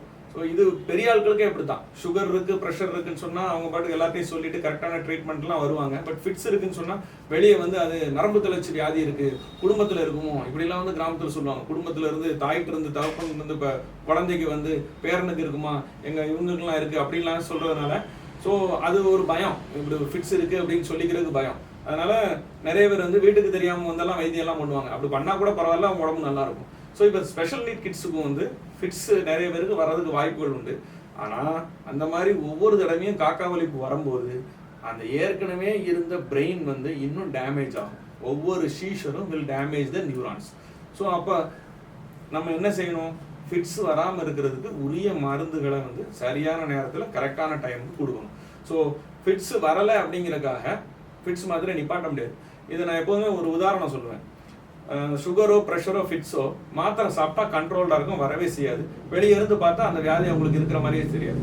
ஸோ பேஷண்ட்ஸ் கேட்பாங்க, இது வந்து மாத்திரை தான் இப்போ சாப்பிட்டமே சரியாயிடுச்சு அப்போ நிப்பாட்டிக்கலாம்னா, அது உதாரணம் எப்படின்னா, ஒரு பெரிய பானையில் தண்ணி முழுசு நிரப்பி வச்சுருக்கோம். பானையில் வந்து ஒரு ஓட்டை விழுந்துச்சு. இந்த ஓட்டை வழியாக அப்போ என்ன வரும், தண்ணி வந்து வெளியே லீக் ஆகிட்டே இருக்கும். அதான் உங்கள் வியாதி, ஃபிட்ஸோ சுகரோ இல்லை ப்ரெஷரோ. சரி, இப்போ வைத்தியம் என்ன பண்ணுறதுன்னா, உங்கள் விரலை வச்சு அந்த ஓட்டை பானையை வந்து அடைக்கிறீங்க. அடைச்ச உடனே என்ன ஆகும், தண்ணி லீக் ஆகிறது நின்றும். அப்போ என்னது, வியாதி இல்லை, ஃபிட்ஸ் இல்லை, சுகர் இல்லை, ப்ரெஷர் இல்லை. எங்க நீங்கள் விரலை வச்சு அந்த ஓட்டையை அடைச்சிட்டு இருக்கிற வரைக்கும். இப்போ நீங்கள் என்ன கேட்குறீங்க, மாத்திரை சாப்பிட்டு நின்றுச்சே அப்போ இந்த கையை எடுத்துறவா அப்படிங்கிறது தான். இப்போ கையை எடுத்தீங்கன்னா தண்ணி எல்லாம் ஒழுகி கிளம்பு, உயிருக்கு ஆகுது. ஸோ அந்த மாத்திரைங்கிறது அதை கண்ட்ரோல் பண்ணக்கூடிய விஷயம். ஸோ அந்த விரலை வந்து ஒரு ஓட்டை விழுந்த பானையில் விரலை வைக்கிற மாதிரி, as long as you keep that, அதாவது இந்த விரலை வைக்கிற வரைக்கும் ஃபிட்ஸ் கண்ட்ரோல் இருக்கும், எல்லாமே நல்லா இருக்கும். ஸோ அதை மாதிரி தான். அதனால் மாத்திரையை ஒரு காலத்துலையும் விடக்கூடாது, டாக்டரோட ஆலோசனை இல்லாமல் நீங்களே விடக்கூடாது. சில கண்டிஷனில் வந்து மாத்திரையை வந்து ஒரு காலப்போக்கில் ஒரு 5 வருஷம் 2 வருஷம் தொடர்ந்து ஃபிட்ஸ் இல்லை, இஇஜிங்கிற டெஸ்ட்லாம் எடுத்து நார்மலைஸ் ஆயிடுச்சுன்னா ஒரு 10 to 20% ஆஃப் இண்டிவிஜுவல்ஸுக்கு மாத்திரையை ஸ்டாப் பண்ணக்கூடிய விஷயம் இருக்குது. பட் அது டாக்டரோட அட்வைஸ் இல்லாமல் நீங்கள் செய்யக்கூடாது. நீங்களே வந்து ஃபிட்ஸ் நின்றுச்சு மாத்திரை வேண்டாம் அப்படின்னு சொன்னால் நிறைய பேருக்கு நான் பார்த்துருக்குறேன் 1.5 வருஷம் மாத்திரை அவங்களாவே நிப்பாட்டிருப்பாங்க. ஃபிட்ஸ் இல்லைன்னு சொல்லி எல்லாட்டையும் சொல்லுவாங்க, நான் தானாக சரியாயிடுச்சுன்னு. திடுதுவு நைட்டில் ஃபிட்ஸ் வந்து சீரியஸ் ஆகி கொண்டு வரலாம் செய்வாங்க. ஸோ அதனால் don't stop drugs on your own. Fits வந்து அந்த அந்த அந்த கிட்ஸுக்கு இருந்துச்சுன்னா நீங்கள் கண்டிப்பாக மாத்திரையை டயத்துக்கு கொடுத்தான். சார் ஃபிட்ஸ் வந்து பிரெயினை பாதிக்கும் அப்படின்னு சொல்றீங்க, அவங்க கிட்ட வந்து பிஹேவியரல் ப்ராப்ளம்ஸ் வந்து இதனால வாய்ப்பு இருக்கா? பிரெயினை பாதிக்கும் போது பிஹேவியருக்கு உண்டான சென்டர்ஸ், இப்போ சப்போஸ் டெம்பரல் லோப் எபிலிப்சி அந்த மாதிரி இதெல்லாம் இருக்கு. இன்னும் சில ஸ்பெஷலைஸ்ட் சென்டர்ஸ்லாம் இருக்கு. அந்த இதில் ஆரிஜின் ஆகிற ஃபிட்ஸ் எல்லாம் வந்து அவங்களோட பிஹேவியரை பாதிக்க தான் செய்யும். அதில் எந்த மாற்றமும் இல்லை. ரெண்டாவது, வேற ஒரு இடத்துல ஃபிட்ஸ் வந்து பிரெயினில் பரவுனாலுமே இந்த பிஹேவியர் ஏரியாஸ் வந்து பாதிக்கப்பட்டு அது அப்நார்மல் பிஹேவியர் வரலாம், இன்டெலிஜென்ஸ் ஐக்யூ குறைய ஆரம்பிக்கலாம், எல்லாமே இருக்கலாம். ஸோ நான் வரலாம். என்னென்ன விதமான இன்ஃபெக்ஷன்ஸ்னால வந்து பிரெயின் பாதிக்கிறதுக்கு வாய்ப்பு இருக்கு? நிறைய நேரங்களில் வந்து நிறைய குழந்தைகள் நம்ம எப்படி பார்ப்போம்னா, நல்லா வளர்ந்துருப்பாங்க. இது சின்ன குழந்தையில இருந்தே, பாப்பா பிறந்து 1 வயசு வரைக்கும் நல்லா இருக்கும், ஆக்டிவாக இருக்கும். திடீர்னு மூளைக்காய்ச்சல் மாதிரி வரும். மூளைக்காய்ச்சல் வந்து பாக்டீரியல் மெனிஞ்சைட்டிஸ்னு சொல்லுவோம். சில இது வந்து வைரல் இன்ஃபெக்ஷன். இது 2 நாள் வந்துச்சுன்னா ஹெர்பஸ் சிம்ப்ளெக்ஸ் வைரஸ் அப்படிலாம் சில சைட்டோமெகலோ வைரஸ் எல்லாம் வைரஸ் இருக்குது. ஸோ இந்த இது வந்துருச்சுன்னா அந்த மூளையுடைய தன்மையே வந்து அந்த பாக்டீரியாவும் வைரஸும் வந்து அதை வந்து நியூரான்களை பாதிச்சுன்னா பழைய மாதிரி அந்த குழந்தைகள் வந்து நிறைய நேரங்களில் இருக்கிறது இல்லை. But 90% of children recover well, நல்லாவே ரெக்கவர் ஆகிரும். ரெக்கவர் ஆகி கொஞ்சம் சட்டில் டிஸ்டர்பன்சஸ் இருக்கும். ரொம்ப கம்மியான அளவில் வந்து நீங்கள் அதுக்குன்னு ஸ்பெஷல் டெஸ்ட்ஸ் எல்லாம் பண்ணிங்கன்னா தான் தெரியும். அதர்வைஸ் ஓரளவு நார்மலாக இருப்பாங்க. அப்புறம் நம்மளோட விகரஸ் ட்ரைனிங்னாலையும் இது பண்ணாமல் நல்லா வந்துடுவாங்க. ஆனால் ஒரு சில குழந்தைகளுக்கு வந்து செரிப்ரல் பால்சி சைல்டு மாதிரி ஆகிறது கூட வாய்ப்பு இருக்குது. அதாவது அக்யூர்ட் காசஸ், இதெல்லாம் acquired causes of severe brain damage. Cerebral palsy வந்து அன்எக்ஸ்பிளைன்டு யூட்ரோல வயிற்றுலேயே இருந்து வர்றதுனால வர்றதுக்குரிய பால்சி. அதே இது போஸ்ட் மெனிஞ்சைட்டிஸ், போஸ்ட் என்கெஃபலைட்டிஸ், இப்போ நம்ம பிரெயின் ஃபீவர்னு சொல்லுவோம், பிரெயின் ஃபீவர், அதெல்லாம் வந்துச்சுன்னா இந்த மாதிரி வந்து மூளை டேமேஜ் ஆகிறதுக்கு வாய்ப்புகள் இருக்குது. டாக்டர்ஸ், இப்போ இந்த மாதிரி ஸ்பெஷல் நீட் கிட்ஸ் வந்து வராங்க, இவங்களுக்கு வந்து நீங்கள் பிரெயினில் பாதிப்பு இருக்குதுன்னு கண்டுபிடிக்கிறதுக்காக என்ன விதமான இன்வெஸ்டிகேஷன்ஸ்? மெயினாக என்ன இன்வெஸ்டிகேஷனாக கிளினிக்கல் டெஸ்ட்டே பண்ணலாம். அது அவங்க இந்த ஸ்பெஷல் நீட் கிட்ஸ் அவங்க கூட்டு வர்றாங்கனாலே பேரண்ட்ஸே சில கம்ப்ளைண்ட் சொல்லுவாங்க, சார் ரொம்ப கான்சன்ட்ரேட் பண்ண மாட்டேங்கிறான், படிக்க சொன்னால் கொஞ்ச நேரம் படிக்கிறான், விளையாடுறான், இது பண்ணுறான், கவனமாக இருக்க மாட்டேங்கிறான், நல்லா படிச்சுட்டு போகிறான், எழுதுறது வந்து 4 லைன் மட்டும் எழுதுறான், மிச்சத்தை எழுதாமல் வந்துடுறான், விளையாண்டுட்டு இருக்கான், மிஸ் சொல்கிறாங்க, நல்லா கவனிக்கிறான், நல்லா ஆன்சர் பண்ணுறான், டெஸ்ட்டில் எழுத சொன்னால் வந்து 6 பக்கம் எழுதுறான், அதுக்கு மேலே எழுத மாட்டேங்கிறான். ஸோ இந்த மாதிரி வந்து கான்சன்ட்ரேஷன் எபிலிட்டி இதெல்லாம் வந்து குறையா இருக்குது. இது ஹிஸ்ட்ரியிலேயே முதல்ல நம்ம கண்டுபிடிச்சிடலாம். இதை தாண்டி அன்எக்ஸ்பிளைன்டாக இருக்கும்போது காமனாக வந்து அந்த காலத்தில் வந்து சிடி ஸ்கேன் அதெல்லாம் எடுத்தாங்க. இப்போ வந்து 2 இன்வெஸ்டிகேஷன். ஒன்று எம்ஆர்ஐ பிரெயினில் வந்து அந்த அந்த மூளையுடைய தன்மையில் எதுவும் இன்யூட்ரோவே, அதாவது வயிற்றுக்குள்ளே இருக்கும்போதே அதில் பிறவிலேயே எதுவும் குறைபாடுகள் இருக்காங்கிறது தெரிஞ்சுக்கலாம். ஒன்று, மூளை சிறிய சைஸில் இருக்கா, இல்லை வேற எதுவும் பிரச்சனை இருக்கா. அப்புறம் இன்னொன்று வந்து கன்ஜெனிட்டல் ஹைட்ரோகெஃபலஸ். இது ரொம்ப முக்கியமான விஷயம். இது வயிற்றுக்குள்ளே இருக்கும்போது பெரிய தொந்தரவுகள் இருக்காது. குழந்தை வளர வளர மூளையில் உள்ள நீர் வீக்கம் அதிகமாச்சுதுன்னா நியூரான்கள் வந்து செயல் இழந்து அதுவும் செரிப்ரல் பால்சி சைல்டு மாதிரி ஆகிறதுக்குலாம் வாய்ப்பு இருக்குது. ஸோ அந்த மாதிரி சில்ட்ரனையும் நம்ம எம்ஆர்ஐ மூலமாக ஐடென்டிஃபை பண்ணலாம். ஹைட்ரோகெஃபலஸ் இருக்கான்னு பார்த்துடலாம். உள்ள வந்து ப்ரோசன்செஃபாலி இன்னும் நிறைய இருக்குது, மைக்ரோகேரியா, அப்படி நிறைய கண்டிஷன் இருக்குது, அதெல்லாம் தெரிஞ்சுக்கலாம். இந்த மைக்ரோகேரியாலாம் இருக்கிற பாப்பாக்களுக்கு வந்து ஃபிட்ஸ் எல்லாம் வர்றதுக்கு வாய்ப்பு இருக்குது. ஒன்று. இது போக இஇஜியும் எப்போதுமே இந்த மாதிரி கிட்ஸுக்கு எடுத்தால் சில நேரம் பேக்ரவுண்ட் ஆக்டிவிட்டி அப்நார்மலாக இருக்கும். அந்த ஃபிட்ஸ் வெளியே தெரியாமல் இருந்தாலுமே அந்த எபிலெப்டோஜெனிக் ஃபோக்கஸ் இருக்கும். அதாவது ஃபிட்ஸ் வரக்கூடிய தன்மை அதிகமாக இருக்கும், இல்லை வெளியே தெரியாத ஃபிட்ஸ்ன்னு இருக்கும். ஸோ இந்த இதுலேயும் நம்ம இஇஜி எடுத்து கன்ஃபார்ம் பண்ணால் அதுக்கும் ப்ரிவென்ட் பண்ணுறதுக்கு நம்ம மருந்துகளை கொடுக்கலாம். ஹைட்ரோகெஃபாலஸ் சொன்னீங்க, இதுக்கு வந்து சர்ஜிக்கல் இன்டர்வென்ஷன் இருக்குதா? கண்டிப்பாக. இது வந்து ட்ரீட்டபிள் காஸ். ஒன்று, ஹைட்ரோகெஃபாலஸ் வந்து ட்ரீட்டபிள் காஸ். அதாவது மூளையில் உள்ள நீர் வீக்கம் வந்து ஒன்று கன்ஜெனிட்டல் வயிற்றுக்குள்ளே இருக்க மாதிரி, இல்லை அக்வைடு வந்து காமனாக போஸ்ட் மெனிஞ்சைட்டிஸ்ல செரிப்ரல் பிரெயின் ஃபீவருக்கு அப்புறம் வரக்கூடிய ஹைட்ரோகெஃபாலஸ் வந்து இஸ் ட்ரீட்டபிள். எப்படின்னா நம்ம ஷண்டிங் ப்ரொசீஜர்ஸ், மூளையில் உள்ள அதிகப்படியான நீர் வந்து சுரக்கிறத வெளியேற்ற முடியாமல் இருக்கும்போது ஒரு டியூப் மாதிரி ஆப்ரேஷன் பண்ணி தலையிலேருந்து வயிற்றுக்கு விட்டுருவோம். ஸோ மூளை நீர் ப்ரெஷர் வந்து குறைஞ்சிரும். இதை விட அட்வான்ஸ்டாக எண்டோஸ்கோபிக் த்ரர்ட் வென்ட்ரிகுலாஸ்டமின்னு ஒரு ப்ரொசீஜர் இருக்குது. மூளை மேலேயே ஒரு எண்டோஸ்கோப் மூலமாக சிறு தொலைவை இது பண்ணி உள்ளுக்குள்ளேயே டைவர்ட் பண்ணிடுவோம். ஸோ ஃப்ளூயிடை வந்து மூளையில் உள்ள ப்ரெஷர் தங்காமல் ஒன்று வயிற்றுக்குள்ளேயோ இல்லை மூளைக்குள்ளேயோ ரீடிஸ்ட்ரிபியூட் பண்ணுறது. இது பண்ணுனா இன்டெலிஜென்ஸ் எல்லாமே கிட்டத்தட்ட can come back to normal. So இது வந்து சர்ஜிக்கலி ட்ரீட்டபிள் காஸ்.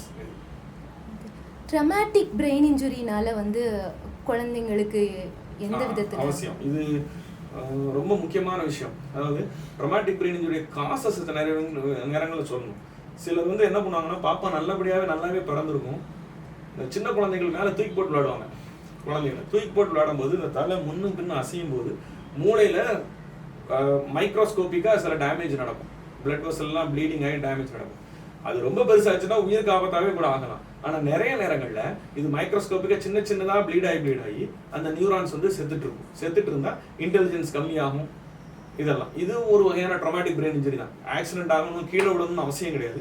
இந்த குலுக்குறதுல, தலைகளை போட்டு ஆட்டுறதுல, அது சின்ன பிள்ளைகள் சில இடங்களில் பண்ணுவாங்க. இன்னொன்று வந்து ஆக்சிடென்ட்னாலேயோ இல்லை கட்டிலேருந்து கீழே விடுறதுனாலையோ மேலே பயங்கரமாக அடிபட்டுச்சுன்னா நிறைய நேரங்களில் மெமரி டிஸ்டர்பன்ஸ் வரலாம், கை கால் செயல் பாதிப்பு வரலாம். So traumatic brain injury definitely has some say on இந்த மாதிரி விஷயங்கள்ல. குரோமோசோமல் அப்நார்மாலிட்டிஸ் பற்றி கொஞ்சம் சொல்லுங்க. குரோமோசோமல் அப்நார்மாலிட்டிஸும் cause of some subnormal intelligence and intellectual functions அது இருக்குது.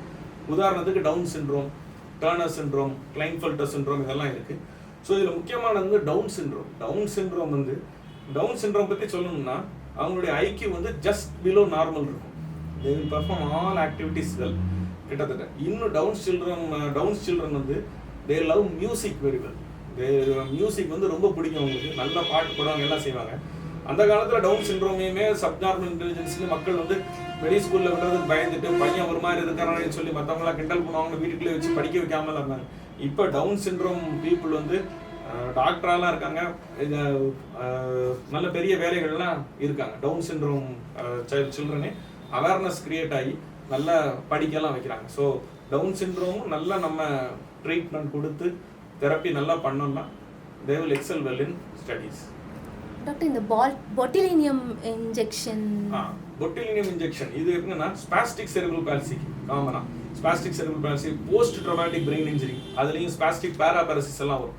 ஸோ என்ன கால் வந்து சிசர் ஆகும். நீங்கள் பார்த்தீங்கன்னா எல்லாரும் நடக்கிறதுக்கு வந்து நம்ம கால் கோணலாம் இல்லாமல் இருக்கிறனால நடக்கிறோம். இந்த குழந்தைகளுக்கு வந்து கால் ரெண்டும் கோணிக்கும், லெஃப்ட் சைடு கால் ரைட் சைடு கால் லெஃப்ட் சைடு வரும். ஸோ அதெல்லாம் ப்ரூவ் பண்ணுறது பொட்டிலினம் இன்ஜெக்ஷன் போட்டிங்கன்னா இது நேராக வரும். அப்புறம் இன்டென்சிவ் ஃபிசியோதெரபி பண்ணாலும் இது வந்து improve. So botulinum plays a vital role. Failed botulinum இன்ஜெக்ஷனில் வந்து சர்ஜரியும் இருக்குது. இப்போ அடக்டார் டெண்டான் டீனாட்டமின் இருக்குது. அதாவது உள்ள இந்த கிராஸ் ஆகிற நரம்பை வந்து தொடையில் கிராஸ் ஆகிற நரம்பை சர்ஜரி மூலமாக கரெக்ட் பண்ணுறது. அப்புறம் கண்ட்ராக்சஸ் ரிலீஸ் பண்ணுறது.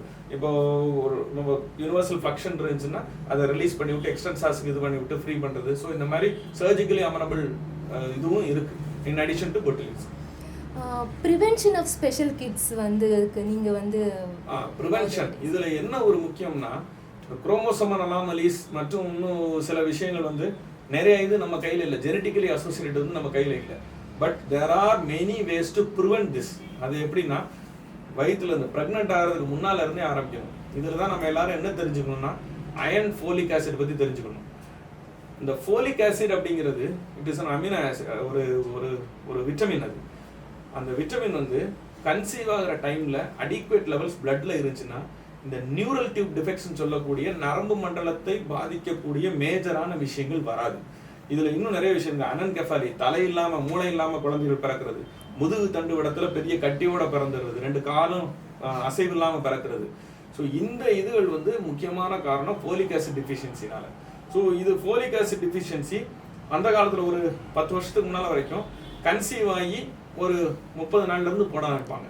இப்போ கரண்ட் ரிசர்ச்சஸே நீங்கள் பிளானிங் ஃபார் ப்ரெக்னன்சி பிளான் பண்ணும்போதே நீங்கள் வந்து ஃபோலிக் ஆசிட், அதாவது டே ஆஃப் மேரேஜ் இன்னைக்கு கல்யாணம் ஆயிடுச்சுன்னா இன்னைக்கு காலைல இருந்து you can take folic acid. அதுதான் இட் ப்ரிவென்ட்ஸ் இந்த மாதிரி நியூரல் டியூப் டிஃபெக்ட்ஸை, மேஜர் நியூரல் டியூப் டிஃபெக்ட்ஸ் வராமல் 100% ப்ரிவென்ட் பண்ணும். So on the day of marriage, when you plan, நம்ம பிளான் பண்ணுறதுக்கே you start folic acid. So இது ரொம்ப முக்கியம். இது வந்து இந்த அவேர்னஸ் வந்து அடலசன்ட் கிட்ஸுக்கெல்லாம் சொன்னால் தான் they are the future mothers or fathers. So அவங்களுக்கு சொன்னால் அவங்களுக்கு அது புரியும்.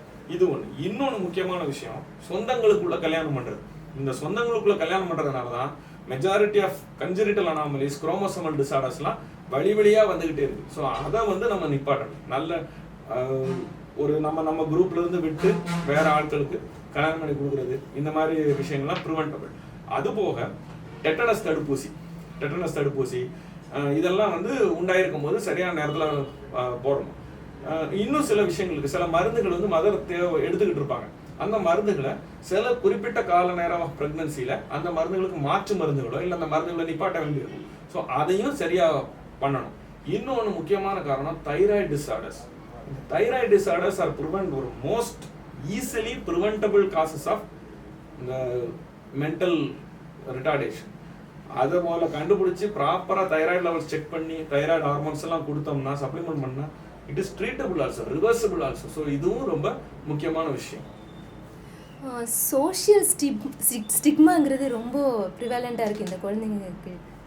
ஸோ இதுக்கு வந்து நீங்கள் வந்து ஒரு அவேர்னஸ் மாதிரி என்ன சொல்கிறீங்க? சோஷியல் ஸ்டிக்மா இது ரொம்ப ரொம்ப கஷ்டமான ஒரு பார்ட் இங்கே தான் இருக்குது. குழந்தைங்களை ஐடென்டிஃபை பண்ணிடுவோம், ட்ரீட்மெண்ட்டும் ஸ்டார்ட் பண்ண ரெடி. ஃபஸ்ட்டு வந்து முதல்ல அந்த சைல்டோட அக்செப்டபிலிட்டி வித் தேர் பேரண்ட்ஸ். முதல்ல ஃபஸ்ட்டு இது சரி பண்ணணும்னு என்ன வர்றவங்க தான் டாக்டர் வராங்க இல்லை தெரபிஸ்ட்டை போகிறாங்க.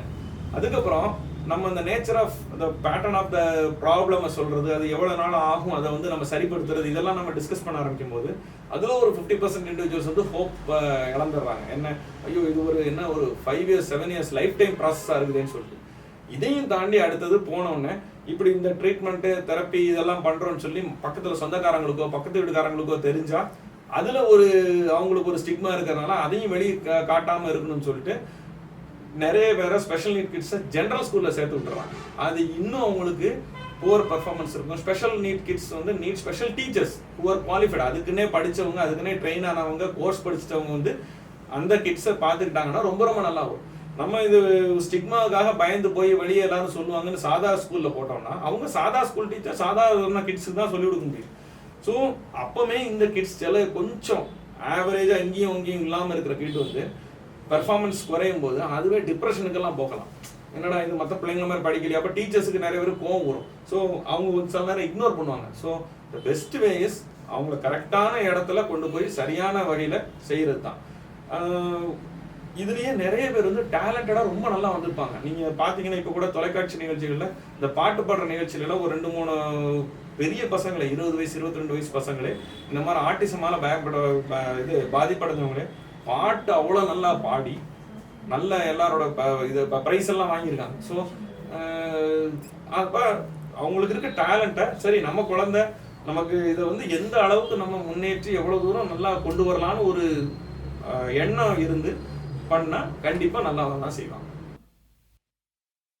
மதியிறுக்கத்தால் பாதிக்கப்பட்ட குழந்தைகள் மற்றவர்களுடனோ தங்கள் எண்ணங்களை பரிமாறவோ சமூகத்தில் இணைந்திருக்கவோ தங்கள் உணர்வுகளை வெளிப்படுத்தவோ இயலாதவர்களாயிருப்பார்கள்.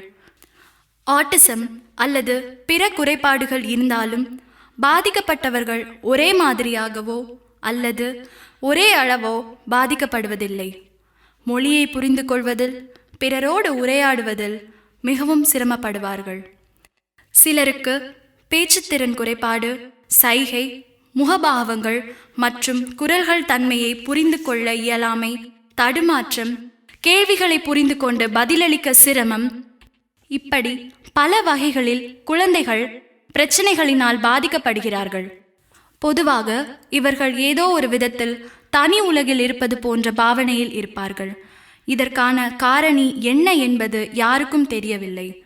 இதற்கான காரணங்கள் இதுதான் என இன்னமும் மருத்துவ உலகால் கூட உறுதியாக சொல்ல இயலவில்லை. சுற்றுச்சூழல் காரணிகளுடன் இது போன்ற பிரத்யேக குழந்தைகளின் அறிவுத்திறன், குணநலன்களை, செயல்பாடுகளை எல்லாம் அந்த குழந்தைகள் வாழும் சூழ்நிலை, குடும்பத்தின் பராமரிப்பு, நண்பர்கள், உறவினர்கள் மற்றும் சமூகத்தின் அரவணைப்பு ஆகியவற்றை வைத்தே மாறுபடுகிறது. இது பற்றிய விழிப்புணர்வு தான் சமூகத்தில் மிகவும் அதிகமாக தேவைப்படுகிற ஒன்றாக அமைகிறது. இங்கே தவறு செய்தவர்கள் யார்? தண்டனைக்குரியவர்கள் யார்? யார் யாரெல்லாம் இதற்கு பொறுப்பு? இப்படி நிறைய கேள்விகள். ஆனால் பதில்கள் தான் இல்லை. இது போன்ற குழந்தைகளை பெற்றோர்களும் அரசாங்கமும் மட்டும் கவனித்தால் போதாது. மக்களாகிய நாமும் அக்குழந்தையை நம்மில் ஒருவராக கருதுவது மட்டும் இல்லாமல் அக்குழந்தைகளை நம் குழந்தைகளுடன் சகஜமாக பழகவும் விளையாடவும் நம்மில் ஒருவராக ஒன்றி வாழ வழிவகுக்க வேண்டும். சமூகம் இந்த குழந்தைகளை பார்க்கும் பார்வை, அடிப்படை வசதிகள் கூட இல்லாத நிலை, குணமாக வழியே இல்லை என்னும் பரிதாப நிலை, இவையெல்லாம் ஒட்டுமொத்தமாக கும்மியடித்து கும்மாளமிட வேறு வழியே இல்லாத குடும்பங்களின் இறுதி தேடலே அந்த பயங்கரம் கருணை கொலை. கருணை கொலை. ஒருவர் எந்த ஒரு மருத்துவ நடவடிக்கையின் வாயிலாகவும் சரி செய்ய முடியாத கடுமையான நோயினால் பாதிக்கப்பட்டு அந்நோயினால் மிகவும் துன்பப்படுகிறார் என்றால் வேறு எந்த நடவடிக்கைகளாலும் அவரை விடுவிக்க இயலாத வேளையில் அவரை அந்த துன்பத்திலிருந்து விடுவிக்க மருந்து மூலம் இறந்து விடுமாறு கொலை செய்யும் ஒரு நடைமுறையே கருணை கொலை. சுப்ரீம் கோர்ட் உத்தரவுப்படி சில வகையான கருணை கொலைகளை அங்கீகரிக்கும் நாடுகளின் பட்டியலில் இந்தியாவும் சேர்ந்துள்ளது. பெல்ஜியம், நெதர்லாந்து, அமெரிக்கா மற்றும் வாஷிங்டன் மாகாணங்களில் கருணை கொலை சட்டப்பூர்வமாக ஏற்றுக்கொள்ளப்பட்டுள்ளது. ஏப்ரல் 2002 உலகின் முதல் நாடாக நெதர்லாந்து கருணை கொலையை சட்டப்பூர்வமாக்கியது. இதே ஆண்டில் பெல்ஜியம் கருணை கொலைக்கு அனுமதி அளித்தது. அமெரிக்காவில் மருத்துவர்களின் உதவியுடன் கருணை கொலை செய்யப்படுவது சட்டப்பூர்வமானது. ஏப்ரல் 2002 உலகின் முதல் நாடாக நெதர்லாந்து கருணை கொலையை சட்டப்பூர்வமாக்கியது. இதே ஆண்டில் பெல்ஜியம் கருணை கொலைக்கு அனுமதி அளித்தது. அமெரிக்காவில் மருத்துவர்களின் உதவியுடன் கருணை கொலை செய்யப்படுவது சட்டப்பூர்வமாக்கப்பட்டது. நோய்களிலிருந்து மீள முடியாதவர்களை கருணை கொலை செய்யலாம் என்பது ஏற்றுக்கொள்ள முடியாதது. கருணை கொலை செய்வதை கண்காணிக்க அரசு குழு அமைக்க வேண்டும் என்பது தீர்ப்பில் உள்ளதா என தெரியவில்லை. விதிமீறல்கள் நடக்க வாய்ப்புள்ளது.